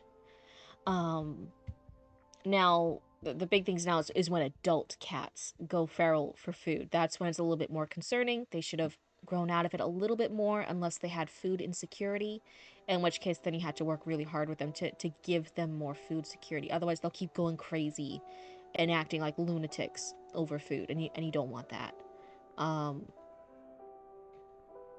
Oh yeah, isn't that Ham that yeah, I think Mama Cricket said that. But yeah, in case you're wondering, do they normally go that feral? No, that's why that kitten blew up so much, right? Because that is very unusual behavior for it to go that fucking crazy for Ham. It's like really, really aggressive for a baby. It's so aggressive that it doesn't even know what it's doing. It's just trying to consume the ham, like it's crazy. That is not normal. That's a little unusual. You could say the kitten goes ham. You only have 3 cats. Tigger for years we thought was a male. She isn't. The Mancuni named Maine Coon, sorry. Then a Maine Coon named Harry. And Luna named because she is a lunatic. That's kind of this one. Luna was actually, we rescued her during a lunar eclipse. And she was a Trojan cat, which if you guys don't know what a Trojan cat is, it's when you rescue a cat and you bring her inside and take care of her, and it turns out she is pregnant. So she has multitudes inside of her. It's a Trojan horse, but it's a Trojan cat.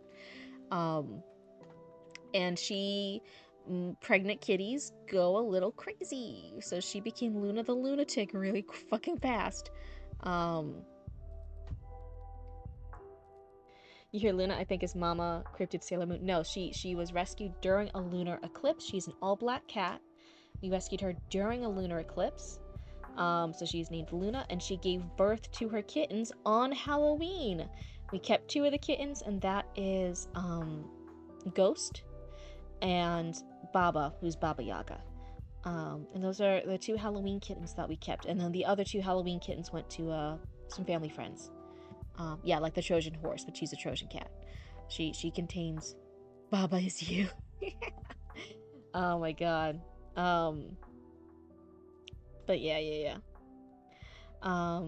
Very, very cute names. I like those.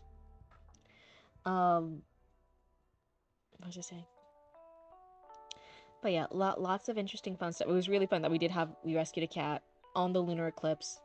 She's pregnant. When did she give birth? On Halloween. Like, that was like perfect timing, right? That is like unreal levels. Doesn't the Baba Yaga eat kids?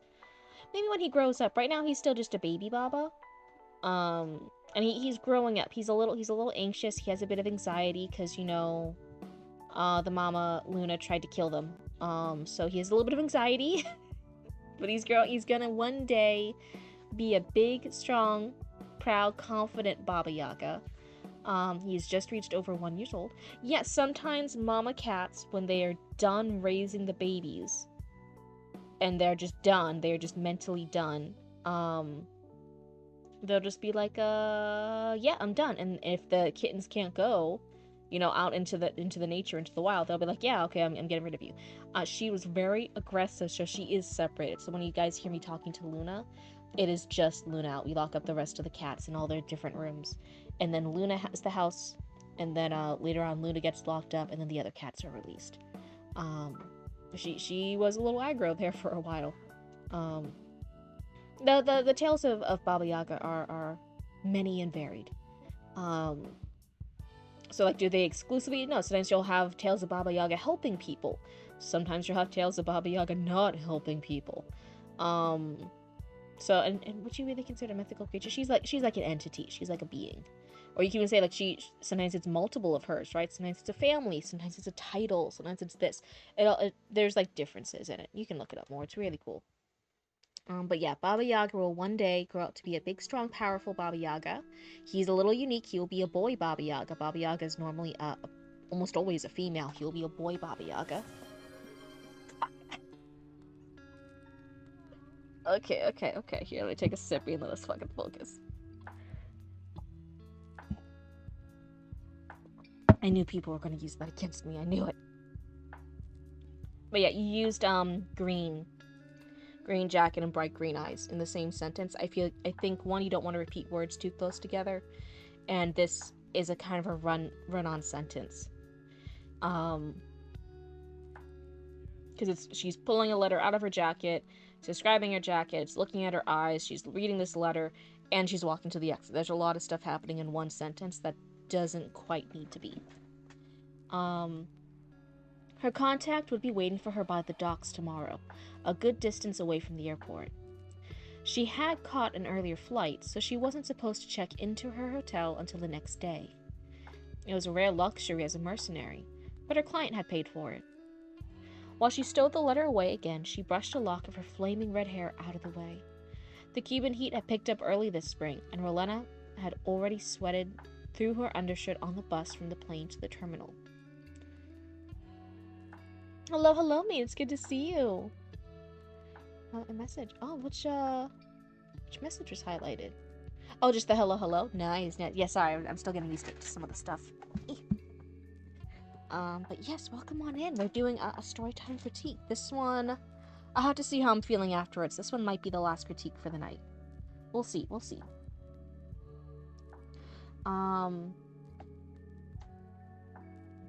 So she is Rolena. I think you've mentioned before... No, okay, there is a paragraph break here. There are paragraph breaks.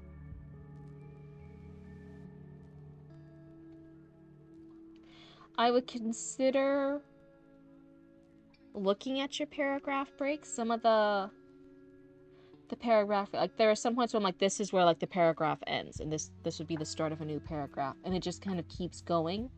It's, like, one page is a paragraph here currently, which is a little bit long. See? What do we all know love to fear? Oh, very cool. That's interesting. Okay.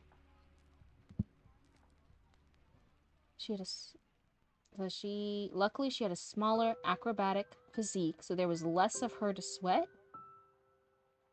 That's a little bit of a weird phrase. She was abruptly torn from her thoughts by the sound of a shotgun blast.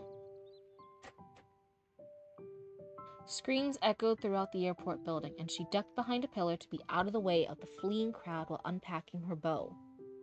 Alarm bells rang out from everywhere. Rolena ran toward where she heard the shot and saw 3 men in motorcycle outfits running out of a jewelry store.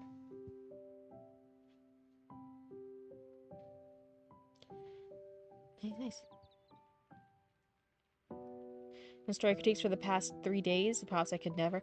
Yeah, I am feeling like a little burnt out. That's why I'm thinking tonight might be a shorter stream. But we had so many like new people submitting and stuff. I'm like, oh okay, like it was just gonna kind of be like yesterday, or not yesterday, but the day before, like last stream. And I'm like, no, there might be new people like waiting because they saw it on last stream. So I'm like, okay, I'll do it again today. But after this, I might want a little bit of a break for a stream and like either do a game. I might see if Penny and Mash can do a collab and just do a game for a stream. Or I might work on my own writing. Something like that. I might take a break next stream. What was I saying? Anyway. So yeah, in this, right, and it could be like depending on what type of document this was in originally, if it wasn't in a Google Doc, if it was like in a PDF and he switched it over here, it could be an issue with that. Oh, it's 4:20 a.m. for you. Nice. This is the original. Okay, then yeah. So for this one, to give you a perspective on the paragraphs, normally paragraphs just kind of want to be in the same thing, and when either like a time, a place, a location, a thought, an action, like when something changes, then you're on a new paragraph. So for here, she's in an airport, she's checking her stuff, she's rereading a letter, she's exiting. That could like be kind of one paragraph. Then it's thinking of her contacts and her work as a mercenary, and describing her. And then suddenly there's a shotgun blast. There is supposed to be a paragraph break right after where you marked it. So there is supposed to be. So then there is there an issue with like the spacing or something, or the paragraph breaks not showing? It's just something to keep in mind. In this current format, you're losing, like here. There was a paragraph break here, but some of the others aren't showing then. Yeah, and I'm not saying that she's. It's just thinking about it, right? Like, but in general, there should you still have to fix format. Okay, yeah, that's all I was saying. I'm like, there might need to be some formatting fixes here, at least with where the paragraph breaks are. No, you're German. That's right. Hello, Luna. Okay, bye. I love you. Bye. So Rolanda ran toward where she heard the shot and saw 3 men in motorcycle outfits running out of a jewelry store. 2 of them were carrying bags, haphazardly packed with rings and necklaces, some of them hanging out. The third held a shotgun to the head of a trembling young man in a vest with a name tag on it, whom he dragged along with him as they made their way toward the exit. This is a little bit more of a long sentence again. Airport security surrounded them and trained their guns on them, but the first 2 robbers raised their jewelry bags to their chests to block any potential potshot from an overeager security guard.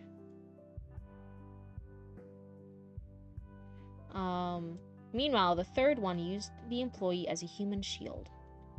Rolanda kept to the side, getting ready to take one of them out, but with the crowd, she couldn't get a clear shot. Security couldn't stop them from leaving without endangering the hostage. Seeking cover in the crowd, Rolanda kept her eyes on them as they made their way out, waiting for an opportunity to free the hostage, but it never came. The sliding doors to the airport opened, and the robbers stepped out into the harsh sunlight and jumped into a waiting car. This is another long one again. So the sliding doors to the airport opened, and the robbers jumped out into the harsh sunlight and jumped into a waiting car. There's a couple ands there.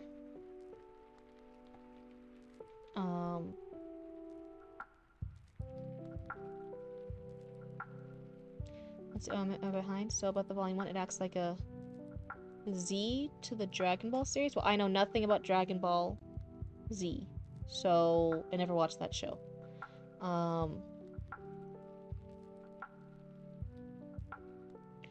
Okay. Tires screeched as the car peeled out of the lot, and the security guards lowered their weapons, but Rolanda sprinted after them.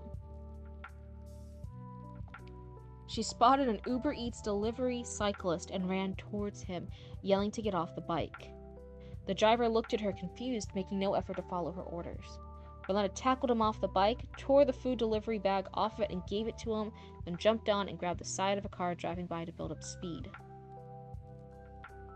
I'll bring it back here when I'm done, she yelled after the confused delivery driver. I think I'm a little confused. Why is she doing this?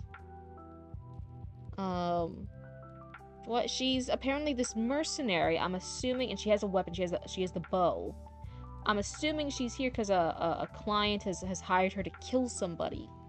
And she's happened to be in the exact same place that a jewelry robbery is happening at a airport, which is interesting. That would be like the most rounds of security to go through to rob a jewelry store rather than just a normal jewelry store. And she's just deciding to also play action hero here, so that's a bit interesting. There's a lot going on here. Focusing again on the escape vehicle, Rolanda pedaled as hard as she could, leaning down over the handlebars of the bike. Thick traffic had slowed them down, but the same was true for the car Rolanda was holding onto. So she's pedaling and she's still holding onto the car. There's a reason for why this specific store is getting hit. Okay. Lanes merged into Highway 246, and she let go of the car to hold on to a motorcycle weaving through traffic as the robbers pulled over onto the shoulder to accelerate there. Rolanda knew that she wouldn't be able to keep up this pace forever, even with her well-trained physique. That is a second mention of her physique. I don't know why that just feels a little funny. Yeah, it's not necessarily a bad thing to have questions. The important thing, if you guys ever get professional develop edits from editors, they'll in the margins every time they have a question put it off to the side. That doesn't mean a question is bad. They'll then make a note whenever the question is answered, right? The important thing they're keeping track of is, one, do all the questions eventually get answered? Like if there's some like little mysterious wording by the end of the book, if it's just meant as a singular book and not a multi-chapter thing, is it answered? And two, how far away are the answers in questions? If every single question is answered in the next paragraph consistently, they might point that out. They'll be like, hey, you're not keeping some suspense and mystery here. You want some of those questions to be answered a little bit later. But if every single question is never answered or isn't answered until like the very end, they might be like, hey, some of these questions could be answered a little bit earlier. You want good consistency for when there's questions being asked by the readers and then when they're being answered. It's supposed to be a trilogy, and some of the questions this book raises don't get answered until the later books. Yeah, and that's fine. So that I'm just letting you know, like, when I have questions, you as the writer have to be aware. Do I answer that at some point, and do I answer that at a good point? Because just because it's answered eventually doesn't mean it shouldn't be answered earlier or later, right? You got to have a good flow of when you're answering stuff. In what context can I use this emote? I guess when you want to be a raccoon who's gonna be happily threatening to stab somebody. That context. Let's see. This was not something one would think to train for, so it was a welcome surprise when the getaway car already left at the first exit, getting onto the smaller 243 highway. Having fewer lanes, it was even more bogged down than the 246 they came from. The thieves couldn't ride the shoulder anymore where there wasn't one. That's a little bit funnily worded. Funnily. It's a little bit worded funny.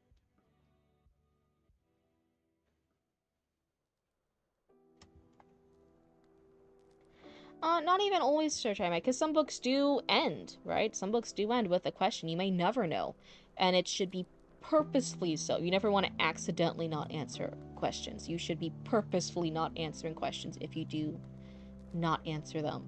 What I was saying before, you will have questions constantly throughout your book. The editors and stuff will leave every single question they have.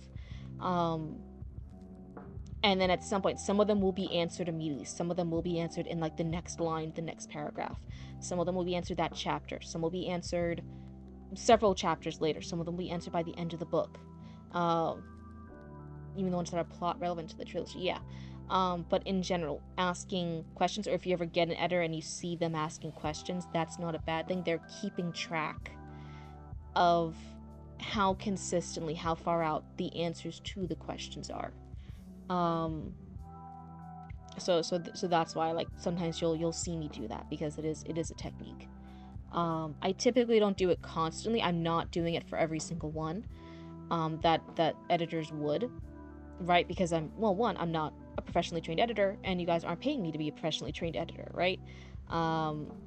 This is just for funsies. We're just looking for some big ones. I normally only point out like bigger questions just to keep in mind, to keep track of. So like one of the things is, right, like not bad questions here, but one of the questions is, oh, why did the thieves attack that particular jewelry store? Wouldn't that be a better jewelry store to attack? And the question is, why is Rowena here deciding to pursue them? Is this related to her mercenary job? Another question I have that you might not have meant to be a question might be, what type of bow does she have? It's only been described she has a bow. Yeah, Cryptid, I'm not paying you at all. Yeah, see, exactly, right? Like, this is just for fun. We're just hanging out and being critique partners. So if you guys are like, oh, Cryptid doesn't do this like an editor does, that's why I'm not being a professional editor for you. We're just hanging out and being critique partners. You don't know much about bows? Okay, yeah, because when I first had it, I was even like, I don't even know if you mean a weapons type bow. Um, Pace Cryptid and head pats. Fully accepted here, fully accepted. Because there's also like other things that bows can refer to, right? Besides weapons. And then when it got to the mercenary line, so like that one, I would have initially asked, oh, what type of bow? Is it a weapon? And then later it mentions he's a mercenary, and so in my head I'm like, oh, that answers that question. This is probably a weaponry bow. Um, but then if you don't know much about bows, I would just look at types. There's the drawstring type bows. There's the more like the pullback, like the more, that's not automatic, that's rifles, like semi-automatic rifles. But there's ones where you don't need the pull strength anymore, right? Because they're kind of the other things. I would look up bows if this is going to be an important thing for your character. You don't have to answer this, but how much does what you're doing just for fun actually pay? Well, it depends on what you. If you're talking about a critique partner, where it's somebody just for fun, trying their besto to give you some feedback, that's typically free, right? That's typically free. That's just being a critique partner. Normally, it would be an exchange. You would find a critique partner who's also a writer, and you guys would exchange works, and you would both critique each other's work. That's normally how it works for critique partners. You can then have the higher level one, which is a beta reader, where you don't share stuff. You're just having, it's like more one-sided. They are just reading your work and giving feedback. You're not necessarily reading their work. They're just a beta reader. And it's going to be a bit of a wider scope, right? Beta reading to everyone means different things. Some beta readers will only give you feedback on if they liked it or if they didn't like it. Some beta readers will do like a critique partner. They'll go through, they'll try to highlight stuff, they'll point things out to you. Some might only focus on grammar. Some might point out plot inconsistencies and things to improve. It just depends. Beta reading is very different for everyone. It's kind of the Wild West out there for indie stuff. In traditional publishing, it does mean something specific, but I'm assuming you're not talking about that. Beta reading is normally, in this indie fun sense, free. You're normally finding somebody who does want to support you and hang out and just read the work. Have to do the beta readers often have to do with fishes, beta fishes. Yeah. Beta fish. But so that if you're talking about this, just somebody for funsies doing a mediocre half-ass, like just pointing out some stuff to the best of whatever they think their ability is. It's kind of unregulated. It's kind of the Wild West. That's typically free. Again, beta reading in traditional publishing is a specific role, and it is different. That is a different role. Just for your information. If you're talking about an editor, an actual paid editor, somebody doing through this one, we've covered in some other streams, we talked about different types of editors, what the types are. There is developmental editors, there's then line editors, and there's the copy editors and proofreading. And each of those, and they deal with different things. Developmental editors just going to focus on your plot, your character arcs, your story beats, the pacing, the big picture stuff. Line editing is going to look at your actual sentences and point out stuff like, oh, hey, like you used green twice in the same sentence. Reword this. This sentence is too long. You've used several run-on sentences back to back. Like fix that. That's line editing, and then copy editing is going to be grammar, and I do not do that. I'm not saying I'm the best grammar person. And each of those edits, those styles of editors, will easily cost you more than $1,000 each. You are looking at $1,000 and a couple hundred to a couple thousand per those editors, per those rounds. And there is, for developmental editors, you will actually, in traditional publishing, go through several rounds of developmental editing. Some writers, if they're traditionally published, even refer to it as developmental edit hell. They'll keep getting suggestions on how to fix their plot. They'll do those fixes to their plot, but it accidentally opens up new plot holes, right? Doing those fixes. So they had to do it back to the traditional publishing developmental editor, and then they do a second round of developmental edits, fixing up more stuff. That creates some new smaller plot holes, and it's just the back and forth of developmental edit hell.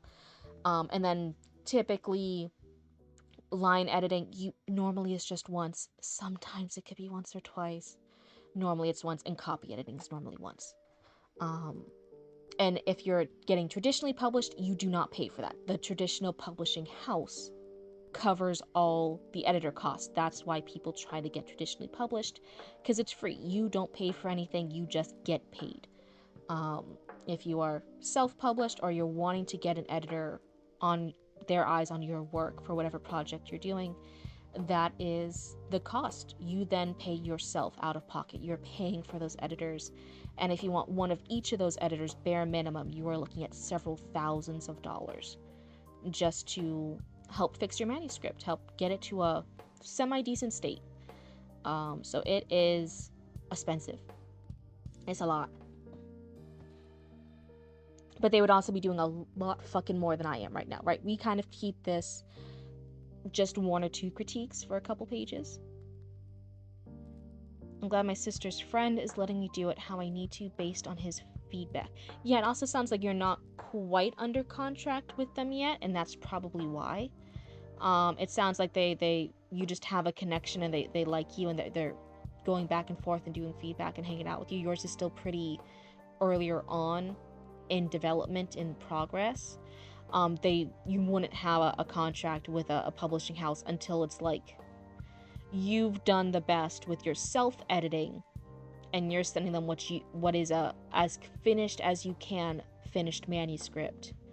And then they would accept it, they would have the contract with you, and then you would begin the rounds of editing with them. And that's typically how it goes. So that if you're wondering like, oh, why are they letting me do any way I want, you are, unless you tell me otherwise, you are probably not actually officially under contract with them. That you just have a great connection with them and a great opportunity if you pursue it, which is fantastic. It's a really nice in. But yeah, what was I saying? Yeah, this, I sometimes point out words or like sentence and line stuff. I normally, if you ask like what type of editing I lean towards, I lean more towards developmental editing. And that's sometimes a little hard to do when we're just reading the first couple pages of an already finished thing.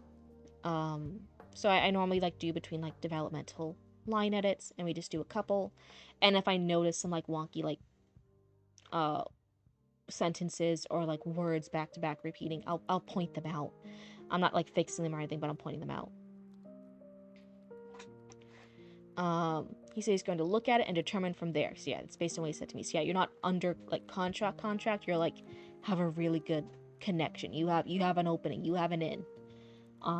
Which is really great. I'm not trying to like diminish that. I'm just explaining why it's different for you.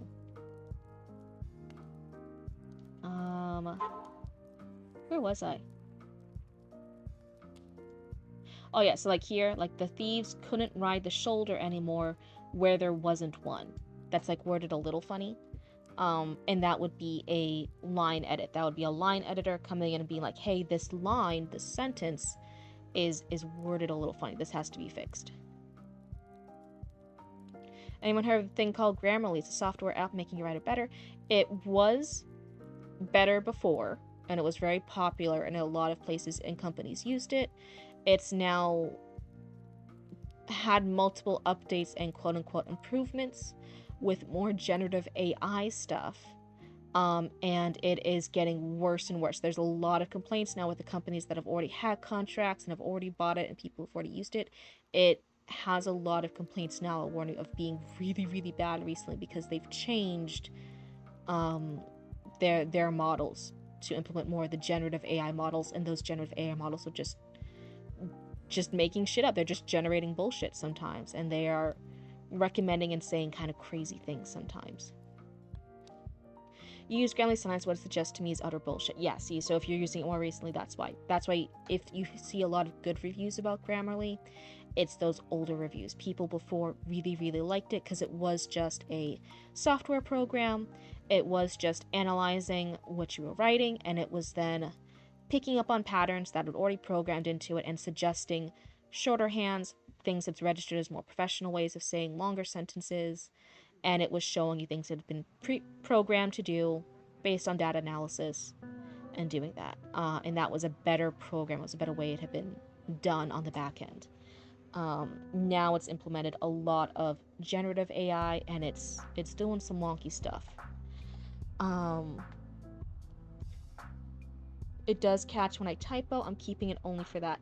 I will say there's a lot of people sometimes saying that it's even maybe it's just depending on what industry you're in, what type of stuff you're writing or talking about, that it is actually like purposely misspelling stuff sometimes. Not purposely, it doesn't have purpose, it's not alive. It is sometimes giving them more typos than what they had before. So just be aware of that going forward. It might just depend on what industry you're in, though. For certain edits, I'm not sure if I cut everything, then I go over it again. And I think people sometimes get confused with like AI, like spell check, like, and generative AI. And I'm like, no, we're not very generative AI friendly here. We're not talking about generative AI. Generative AI is very bad bullshit. And then they think like all AI is bad. It's like, no, the generative AI is bad. Things like spell check, and you can have spell check without Grammarly. Spell check is like a free thing. And if for a fact AI is going to crash and burn. And again, I think this thing too, we're not talking about all AI. AI for forever has been here and will be here. Like, that's just a thing. It's just artificial intelligence. It's just a program. Generative AI will absolutely crash and burn. And it's hated and it's horrible and it's toxic and it's destroying the planet and it's crazy and it's creepy and I don't like it. Yeah, generative AI will definitely. Editorial AI I'm okay with, but only just. Do you mean like analytical? I know generative AI. I know analytical AI. And it's like software. There's like different types, but yeah, there's many types of AI that are fine. Generative AI, for anyone wondering, because we have a lot of new raccoons, I do not like generative AI in this chat. If you try to submit a story that's entirely generative AI, I typically will not critique or read that because you didn't bother writing your story. So why would I bother editing it? Oh, we have a sippy. Here's your sippy. Thank you. My mouse, please. So you need to make a mistake, I jokingly blame autocorrect. Yeah, autocorrect is fucking with me sometimes, though, not gonna lie. You probably would explain it, but what's the difference? So, analytical AI is typically what has been used far before all this generative AI nonsense. That is when a computer program has been, by engineers, by tech people, been like, hey, if you see... Let me open up a new document.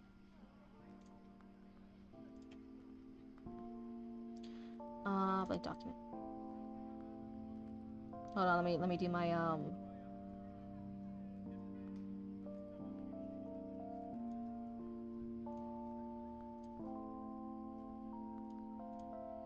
Can you guys see it? Okay, yes you can. So, Sorry, this has been derailed a little bit. Use AI to check for consistency in your writing. I would highly recommend you don't, but I don't control you. You're probably an adult. Make sure everything is still okay. Yeah, and again, that's just spell check. And if you're using generative AI as a spell check, it's just stealing directly from spell check. I don't know what to tell you.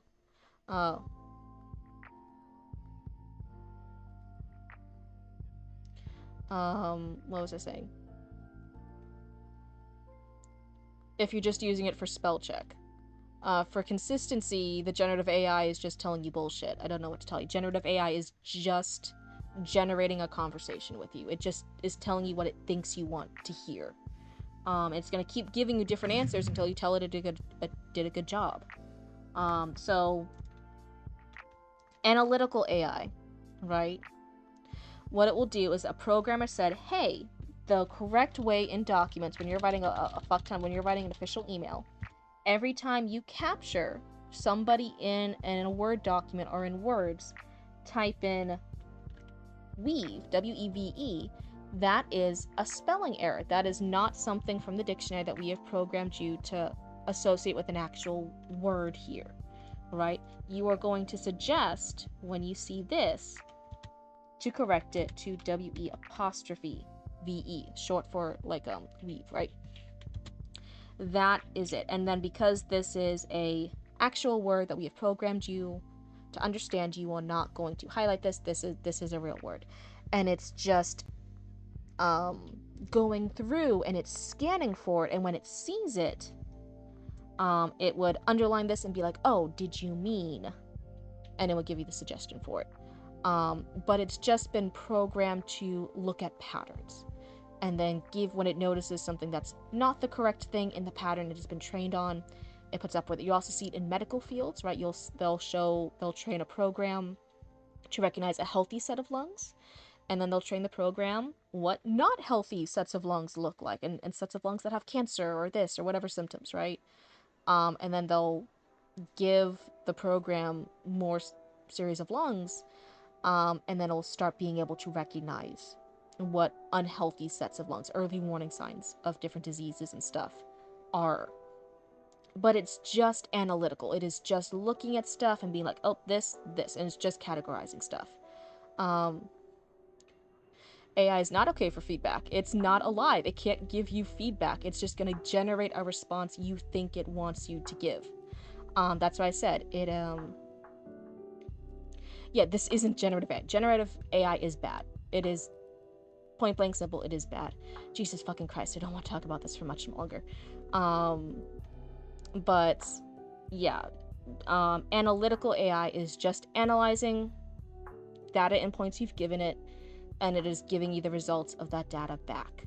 And that is what spell check is, right? It's analyzing, hey, WEVE isn't a word in the dictionary that we have been programmed on. We have now analyzed the data. We're going to suggest WE apostrophe VE. That's the word we think you're trying to say. It's just analytical. You use AI. Don't tell me that, what? Don't make me think bad about you. It's not telling you anything right. It's literally the same amount of work to Google it. To type it into AI, it's just typing into Google instead of AI. What are you doing, what? You guys are making me sad.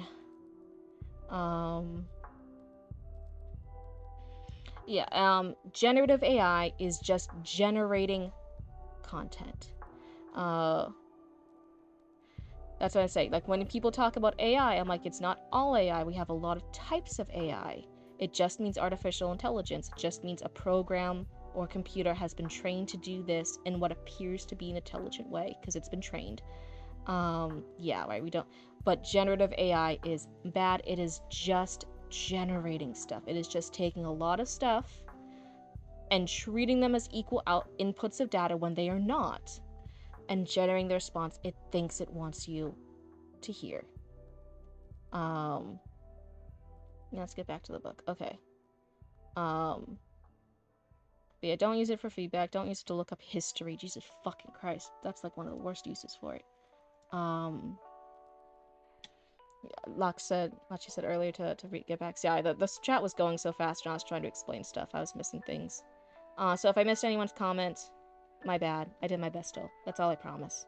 But generative AI and other AI is different. If you hear people talking about shit like that, that's why. And generative AI is poo-poo stinky and we don't like it here. You could Google that, what? What do you mean? It would have been faster to Google it. What are you doing?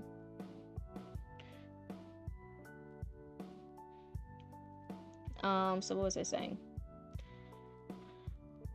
She stayed at a... We were talking about a funny sentence.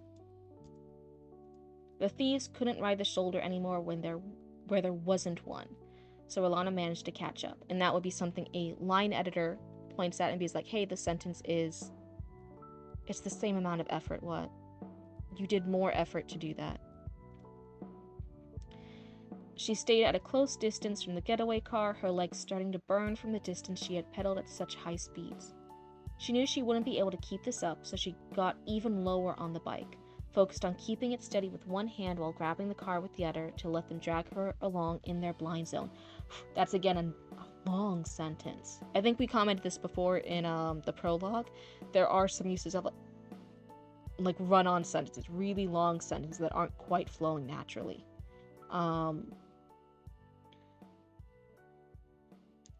doesn't want. So she knew she couldn't keep up. She won't be able to keep this up. I feel like you said that earlier. Yeah, so this is the same paragraph too. She says, Lena knew that she wouldn't be able to keep this up, this pace forever, and then she knew she wouldn't be able to keep this up. Is repeated again. It's the same paragraph. So again, the repetition here. Just try not to repeat phrases too close to each other. While grabbing the car with the other to let them drag her along in their blind zone. Just when she had gotten used to the rhythm, the car made a sudden left turn, skidding into the shrubs on the side of the road. Rowena lost her balance and hit the car. The wheels of the bike gave way under her, and she saw the ground come dangerously close. It was the car she was still holding on to that saved her. As it spun out, it slowly came to a halt, and with her pushed into it by gravity, she was also gradually slowed. This is slowed and slowed.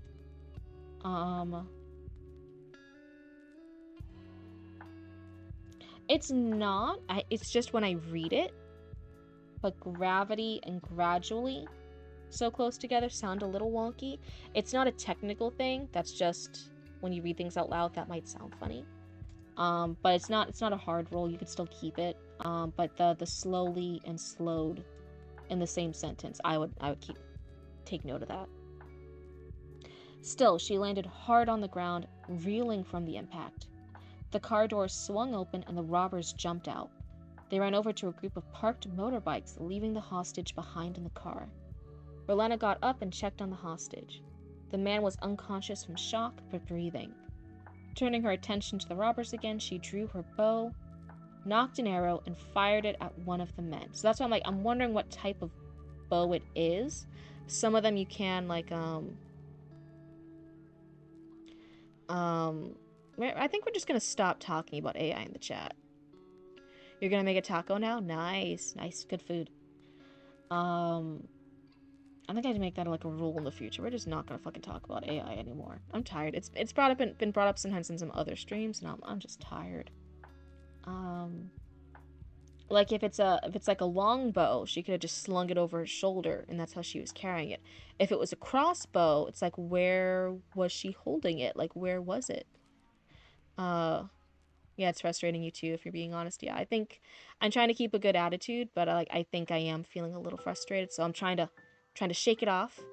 Because when we're getting critique, we don't want our critique person to be frustrated. So I'm gonna try and like focus in. We're gonna shake it off and get better vibes going again.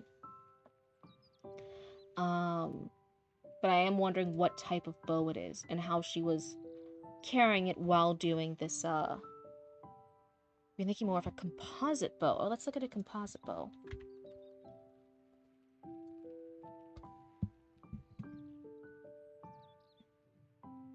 Blood hornet. Okay.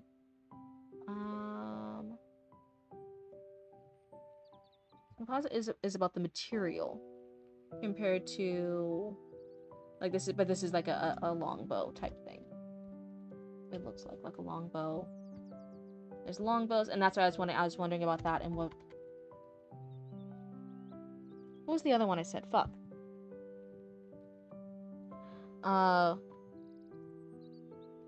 You bad anxiety, so me being frustrated isn't a good thing. Oh no. I'm not too far gone though, just the twinge type. Yeah. So let's look here. You said the far left one. Composite bow. This type here. This guy. This is what we're talking about. Damn, she got this through airport security? You said crossbow, and it is not that. Thank you for reminding me what the fuck I said. My ADHD did not let me remember, even though I just said it like a minute ago. So okay, it's not a crossbow. It's this type of bow here. Oh, it's not even showing you in the screen. It's this bow. It's this bad boy. And then yeah, how was she able to get this through? So that's like, well, she got it from her checked luggage after landing. You can bring stuff like this in checked luggage? Damn. I'm over here and I feel like bad every time they had to check me for my sewing needles and shit. Every time I go flying. God damn. I don't know too much about checked luggage though, so that would be something like, hey, I can't give too much critique about it because I don't know airplane stuff and checked luggage. Oh, that's what it would also be through customs. Yeah, it's just stuff to keep in mind. So let's go back to here. So she has that type of bow. Now we know what type of bow it is.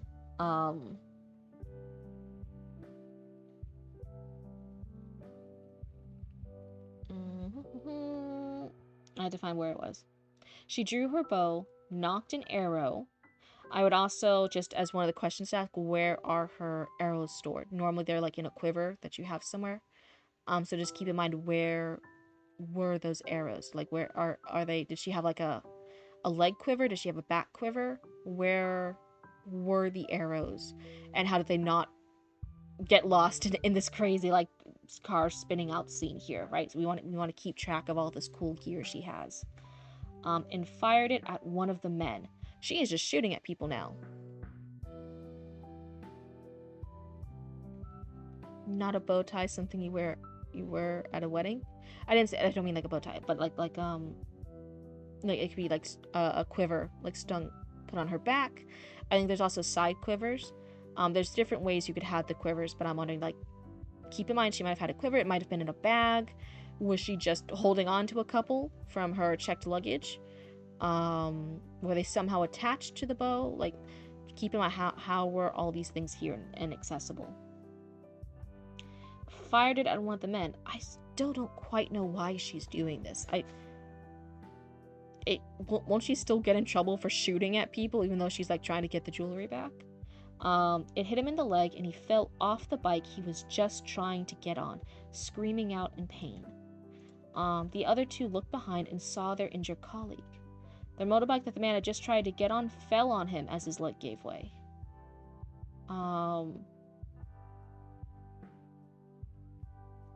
Why did I just think I said? Was trying to get on, screaming out in pain as his leg gave way. Okay.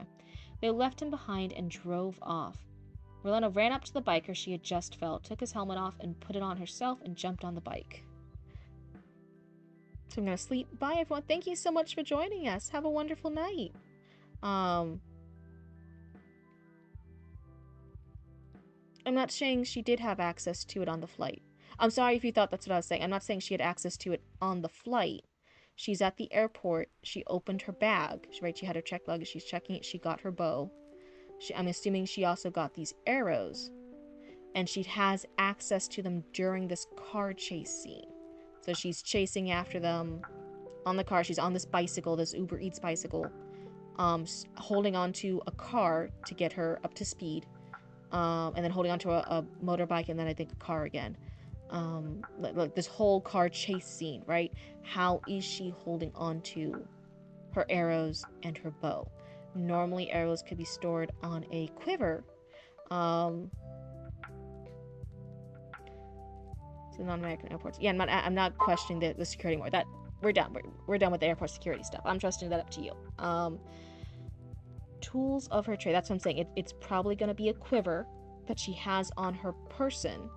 But then I think then you need a scene of when she took out her bow to go hunt the jewel thieves down. She also took out a quiver, or she took out the arrows.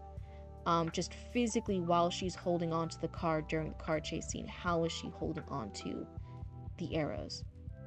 Keeping that stuff in mind makes it a little bit more realistic, because otherwise we just have these arrows magically appearing from thin air to the readers, and that's a little bit confusing. But let's see here. I'm also wondering why she doesn't just shoot at the other bikers. You can shoot fast. Our Papa Cryptid is a professional archer. He is a premier archer, something in this SCA group in this area, in a barony in is the SCA, and such. I don't know all the technical terms. I'm not in the SCA, but he is a professional archer, and you can shoot fast. You can shoot fast. So if somebody is running away, if someone's getting on a bike and driving past you, you can still shoot them. You can shoot them for a hot minute.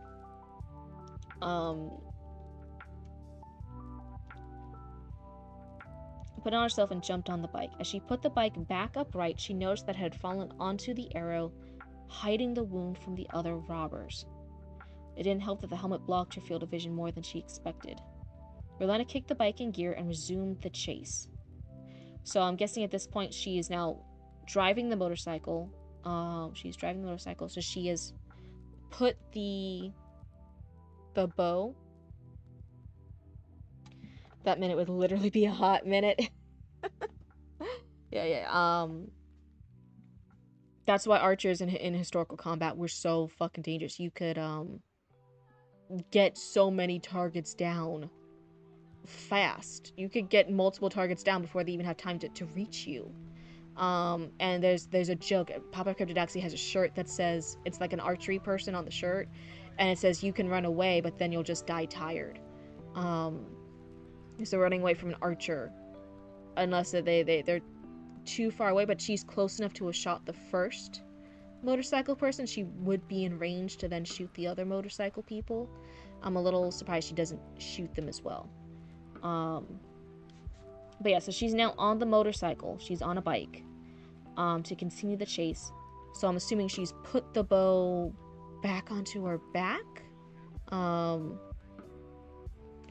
Not even just the longbow, any type of bow. Crossbows also became huge for it too, right? Bows in general were very revolutionary weapons. Very, very scary weapons. Okay, bye. Have a good night. But yeah, this bow that you have her holding. Join the meet and hit are the same. Join the shooting club. Learn shooting. Hit friends. Oh my god, that's a great. Someone said like it could be hit friends or meet friends. Yeah, that's great. That's great. But yeah, she has this bow on her back again, I'm assuming, and then if she has a quiver, I'm guessing she still has more arrows in the quiver here, and that's either also on her back, or it's on a leg, or on her side, or something. There's probably a quiver somewhere that's holding the arrows. The robbers are driving into the Parc Zoologico Nacional, and Rolana was hot on their trail. So they're going to a national park zoo. To her surprise, she could hear their voices through headsets built into the helmets. Oh. Hey, Pedro, what happened there? Why'd you fall over? Rolana mimicked some static noise to make them think the mic had broken in the fall. Ah, this damn tech. You can tell us about it when we get back to the warehouse. I'll buy you a beer. So they are in... Let me go back up. They're in Havana, right? Havana.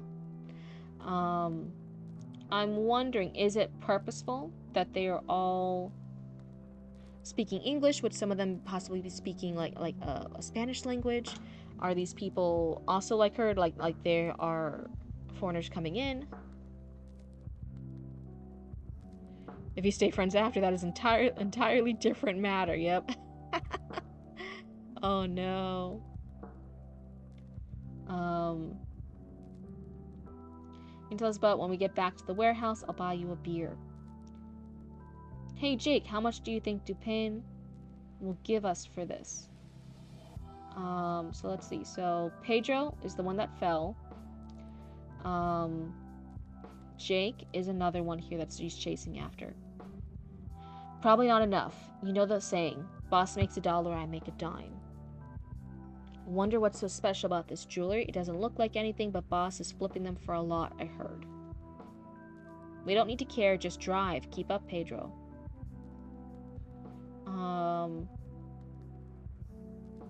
So they still think Pedro is up. Okay, yeah, they still think Pedro. That's what, and it might not be. It could be part of the lore, right? They might not be speaking Spanish. It could be part of the bit that these are other English people that they've flown in just to steal from that particular store for their boss, right? We're not quite sure.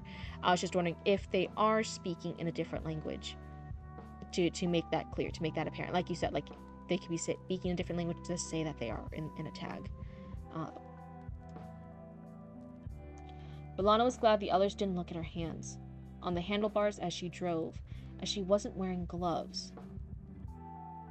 Her body was hidden behind the body of the motorcycle, so they couldn't see it. That's interesting.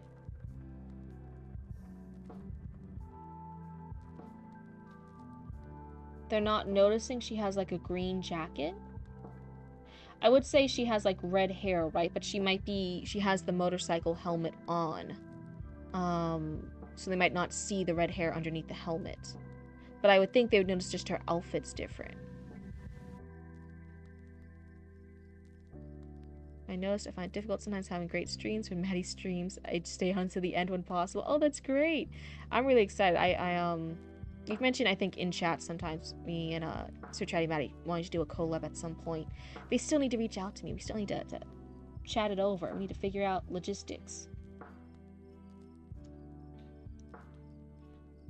But her body was hidden behind the body of the motorcycle. So yeah, her body's repeated twice, so they couldn't see it. Contrary to what Rolana would have expected from a zoo, this was more of a nature preserve. Large open areas sprawled out across the land, and the few roads meandering through the park were simple asphalt, with minimal protection to keep the visitors out of the animal enclosures. The robbers quickly went off-road, startling a family of grazing zebras, and swarms of tropical birds scattered in several directions as the motorcycles rushed through. Nope. Yeah, another run-on one.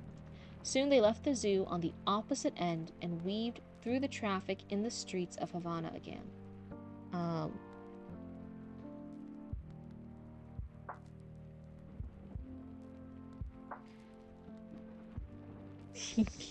No, it's okay. I'm rude. I'm also sometimes a bit of a bitch, but hey, that's a different thing.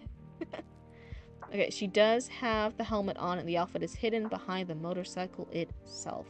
Okay, that's a little... I kind of get it. I also kind of don't. It must be like a really big fucking bike. So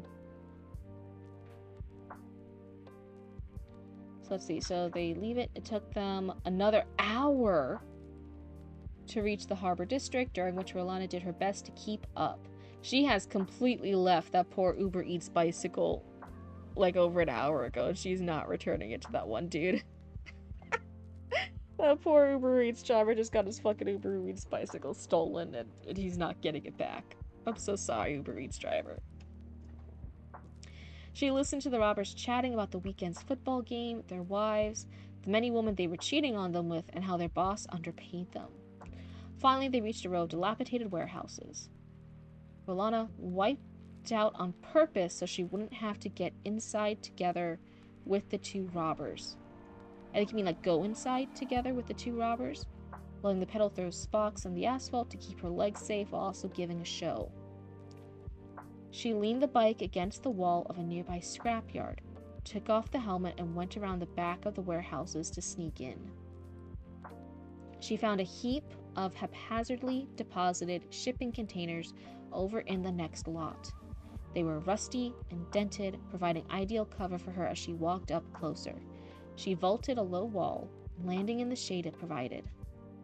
She couldn't see any way to enter the warehouse from here, but decided to sneak up to it anyway and listen.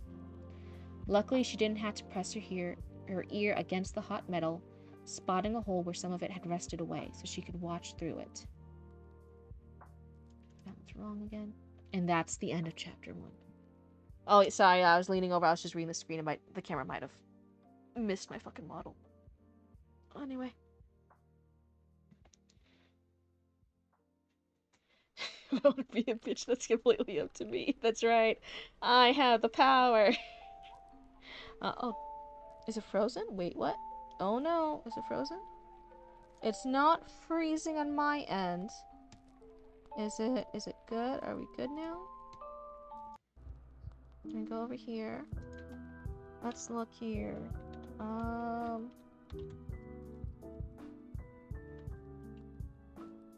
It's not frozen anymore. Okay, thank God.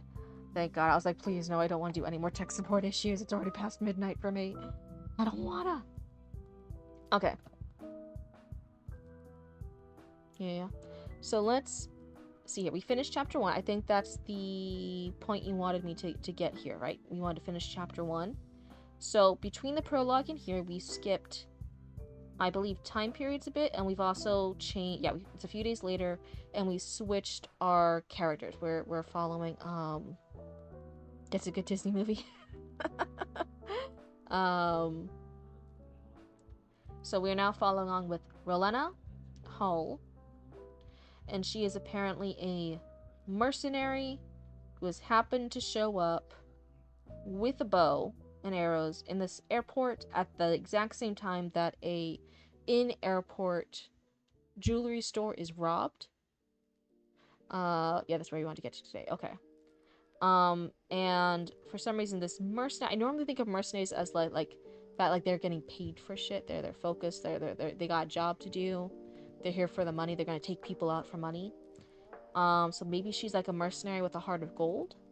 I'm kind of unclear about her character still. And she follows after them with the Uber Eats bike to fall off that. She eventually shoots one of them. She steals that guy's bike. That's the vibe I'm going for. Okay. Merc with a heart of gold. If it is, I think you need to lean into that a little bit harder. Because I was just giving that out as like a plausible reason, like maybe she's a merc with a heart of gold, but I never actually got that from her for this whole chapter. I think her intentions, and her thought process behind stuff maybe has to be a bit more clear. Because I was confused for most of it. I'm like, why is she doing this? Why is she chasing after these people? Why is she doing that? I was a little bit lost with her. You did send a message? Okay, yeah, I'll check it out after stream. You're just wondering how long would a streamer last being bitchy to everyone that came in. I'm guessing not long. I think it probably depends on the stream. If it was like one of those like sexy like 18 plus roleplay streams. Do you guys? I mean, I don't quite know what I'm talking about here, but I think that's the thing, right? Like you go on, they're like role playing a certain type of character. Like there's like ones where they role play if they're like your boyfriend or your girlfriend or your husband or something.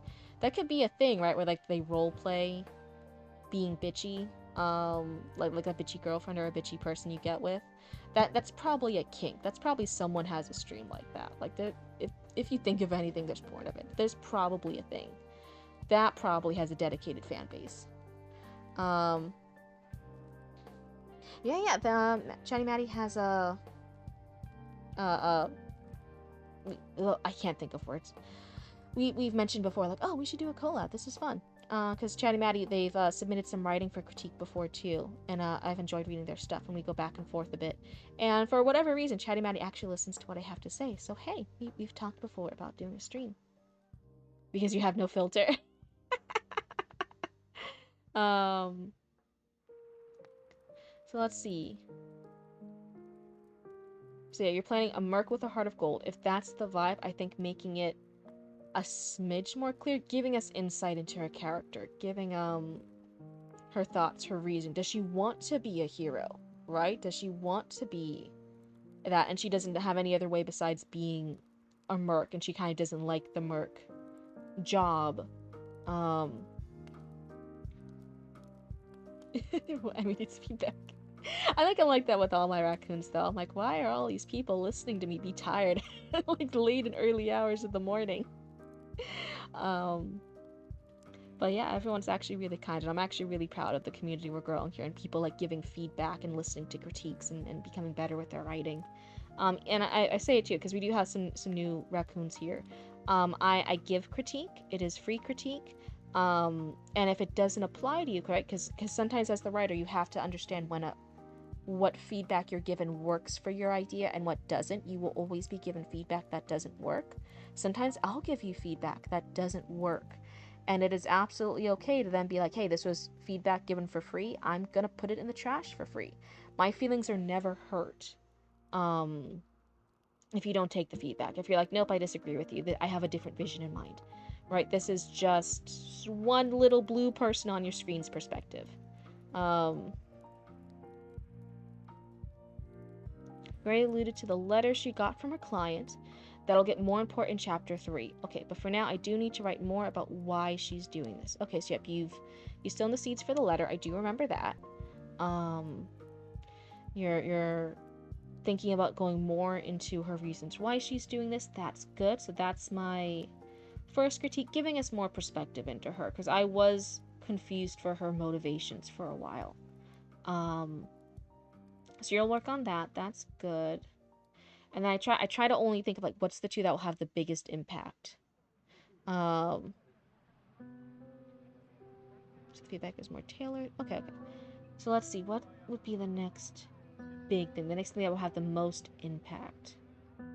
We've mentioned minor things with the bow, the arrows, the if there's a quiver, what the stuff is. And that's never really expected in an earlier draft. Right, sometimes we do like earlier drafts, and then we figure out the technicalities in the later draft, so that's fine.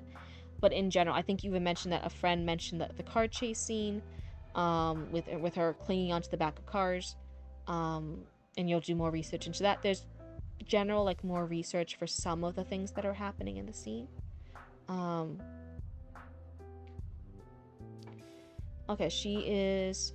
With this, I'm also working on a problem I'm running into later, because she's gonna need a reason to go up against the big bad, and this would work. This scene here would work for her going up against the big bad later. Okay, and you're struggling with that?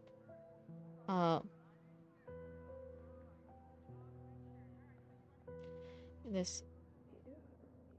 Only streams you watch are 18 plus. Only streams I'm not interested in are hot tub streams where you watch the streamer sleep. I'm a gamer. I'm interested in gaming streams. The stream is different. It's interesting. Yeah, sometimes, most of the time we do stuff like this. Sometimes you'll see me do my own writing, and I show my shitty rough drafts. I like to encourage people to do shitty rough drafts, and I do that by showing the process of a shitty first draft. It's horrible. And that's fine. That's okay. It does what it needs to do. And then also sometimes I game. I'm not a good gamer. It's just like this. I'm just doing my best still. That's not always good, but it's my best. Sometimes I play Peak with Penny VT and Mash. I want to do a collab with them again in the future. We might play Repo. And I realized if people were wondering about some of my mouse clicks when I was playing Peak with Penny, it turns out this mouse is partially broken. The right click button is broken. It only works sometimes. So if anyone, I was like, really, I'm like, man, I'm really fucking shitty at Peak sometimes when I do like right clicks or something. The right click button only works sometimes. Yeah, Maddie isn't just a gamer, he's an author too. So, let's see here. And then you already said you're gonna look at some of the formatting with the paragraphs, so I won't do that as a critique. You already said you're working on that.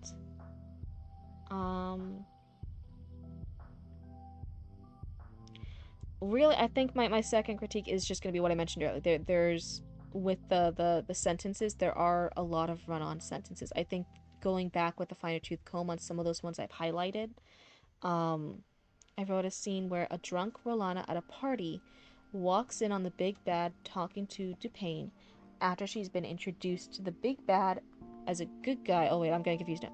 Okay, so the big bad isn't Dupain. Okay.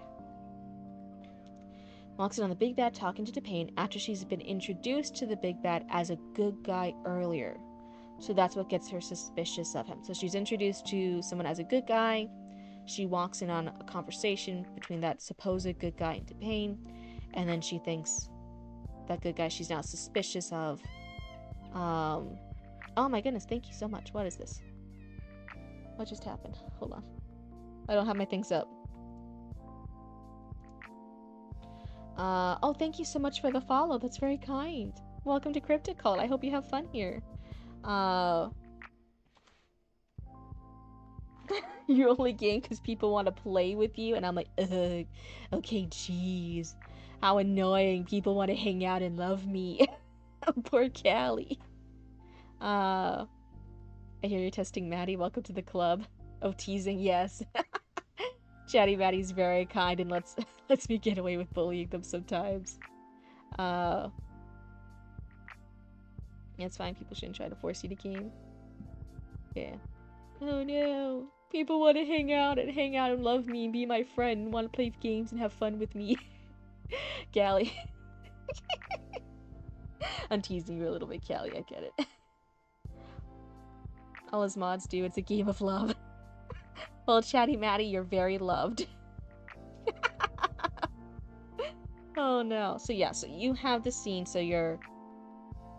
The bad guy's initially introduced as a good guy, and there's going to be a twist later. It's actually the big bad. Do any of those characters have to do with this mercenary contract she's under? Because she is here. She has a hit. She has a letter. She has an employer right now. Are any of those connected to the big bad and Dupain? Why don't I get bullied?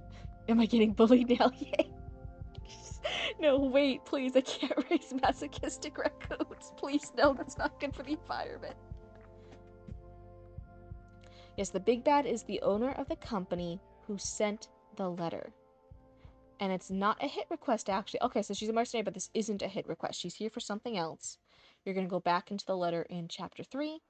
So the big bad has sent her here on purpose.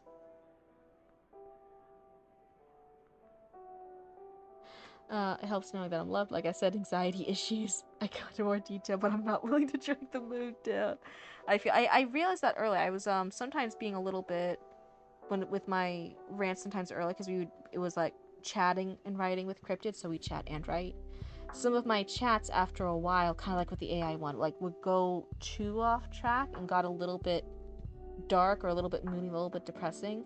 And afterwards, I was like, okay, that's not quite the tone I want for the stream. I gotta refocus. And I've been pretty good at keeping the mood better, at keeping it a mood that I wanted for the stream. That the AI one's the first one in a while that like kind of derailed it a bit. And I'm like, damn it. So I think I'll have to, and that's part of the thing here. I am still a new streamer. A lot of the rules and the tweaks you guys see are tweaks that we do over time, right? That's stuff that happens over time. You realize stuff, and then you adjust accordingly. So I'll probably update rules about like more topics, not to talk about in stream. Even the no sexy time stuff, that one I had to do off the cuff because somebody did submit something that was like kind of spicy in stream, and I realized midway through, and I'm like, oh no, I don't like reading this on stream. Oh no, this is embarrassing. And I felt really bad. And the person was like, oh, I'm so sorry, I didn't know that was a rule. And I'm like, it wasn't a rule before. You're not in trouble. I just realized it now needs to be a rule. My blood is fairly toxic, but I guess that will work. Oh wait, what's that? I'm behind on the thing again.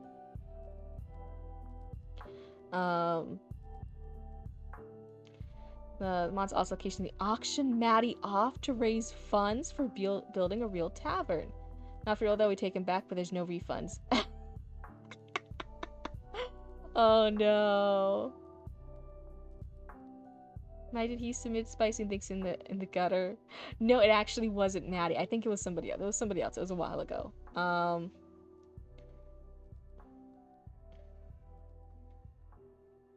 You'll censor the spice if I need to and send the uncensored to you directly if it works.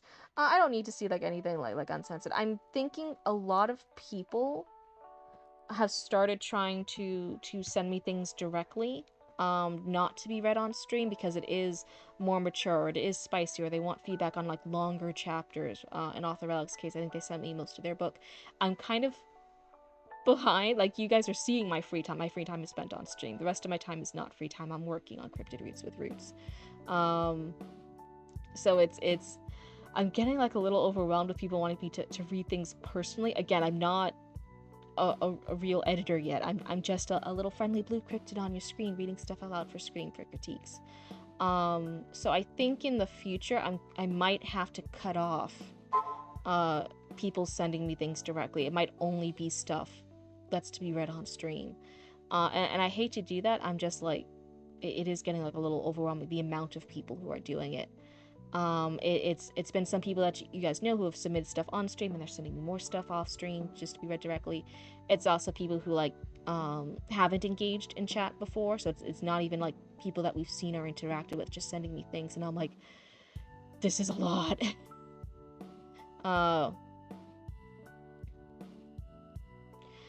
You now have 8 points to work on. Yeah, and that's why I say, like, if it was just in general, I wouldn't have counted it. It's the fact that, like, I highlighted a few specific ones during the stream where I'm like, these ones in particular, kind of work. I even have a similar thing with Author Relic. Author Relic was submitting multiple things, right? And one of the common critiques in each chapter they submitted was there's a lot of repeating words, and there's a lot of emphasis on the scenery. I feel like if you had wanted me to, I feel like I could have found more things to critique. But I feel like I would have needed to know more of the story. It feels like anything I'm having questions about that I would have critiqued on might be answered later. So I'm trying to hold off on critiquing anything plot-wise. I'm not going to critique anything plot yet. I think stuff is going to be happening in the future that might answer the questions I have. So I might have more plot critiques later as we get further into this, if you want to keep submitting stuff in the future and have me critique it. So I feel like later I'll have more developmental or plot critiques. For this one, you had the one character critique. I don't really know Rolana too well, even after having spent an entire chapter with her. I'm not really inside her head, and I was confused about her motives. And then everything else I was kind of showing you more. Like, I was like, I'm confused by the bow. I'm confused where the arrows came from. And then there were the run-on sentences. There were just some smaller technicalities that were kind of wrapping up as like the second half of the critique. So thank you for that, Chatty Matic. But it is your critique seems to be clarity and where are we, and this scene has potential. You have a lot of great world building. There's a lot of fantastic things that make the world unique. You know what I mean? There's the interesting plant names, there's the interesting characters. There's definitely stuff there, but you're right. Like, my main critique sometimes is I am confused with the clarity there for you. Sometimes specifically it's like with characters, like I didn't realize for most of the thing which characters were another character's parents, and why weren't they addressed as parents earlier on. So sometimes I was confused, like lack of clarity over character relationships. Sometimes it was like clarity on where are the characters now. Sometimes it was it depended what I was unclear about in the scene. Sometimes it was settings, sometimes it was character relationships, sometimes it was lore, sometimes it was on who said what. So in general, I tried to vary like on what you needed to clarify. Let's see, I'm behind. There was supposed to be a slapsticky spice scene at the start of chapter 4, but I already went by that with my other beta reader and removed it, adding a very toned down version at the end of the chapter, where it's now 0 spice and just some thoughts. Okay. Once you have the entire book edited and put noted in the submission, it means I'll post the book once it's edited and noted in the submission. Okay. And again, like, editing is a hard thing. Normally, if you weren't just having like, you said you had another critique partner. I forget you said either beta reader or something.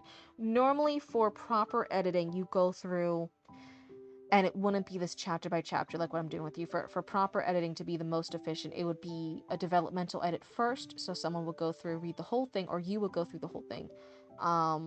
Whoever you think could do it best, and they would point out anything plot-wise. It would be character arcs, it would be plot holes, it would be pacing, it would be chapters, it would be when scenes slow down, it would be what scenes are unnecessary, what scenes need to be rearranged, what characters need to be cut, what characters need to be added.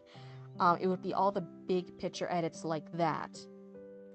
And you do all those first before you do any edits like spelling or line edits or the copy edits or anything like that. It would just be doing the multiple rounds of edits of getting the bones of the story in place to make the proper skeleton. And then you would go through chapter by chapter with people reading it, getting their impact, doing the line edits, doing the copy edits, and that would be a, a, a more efficient process if you're in actual like full-on editing mode for the book. If you're still writing the book and kind of doing editing as you go, I wouldn't worry too much about editing. I'm doing round 2 effectively right now. Okay, so you're doing your second round of developmental edits. Okay. Let's see here. But yeah, so you've launched U40. Let's wrap it up. I gotta sleep. So yeah, you thank you so much for submitting. I'm sorry for the little bit of derailing that happened during yours. I'll try to keep that in mind for future critiques. You don't want to derail that much in the future. So thank you guys for hanging out with me. I hope the critiques helped you a little bit for this one. Thank you for submitting. I always think you guys are so wonderful and brave for trusting me to read your stuff and hear what I have to say about it. Sometimes my thoughts are good, sometimes my thoughts aren't. It's just a toss-up. But I am excited to see where this goes next. You have submitted chapter 2 of 184. This seems like you've submitted multiple. I'm not sure how many you want us to go through, if you want the whole thing read on stream. I know sometimes people don't, because they don't want their ending spoiled live on stream. They might want people to actually purchase a book and read it. So you can let me know in the future how far you want us to read on stream. But that's for a future stream. Otherwise, thank you guys so much, and I'm actually going to end it here because I am tired and I'm talking nonsense. But otherwise, have a wonderful night and goodbye.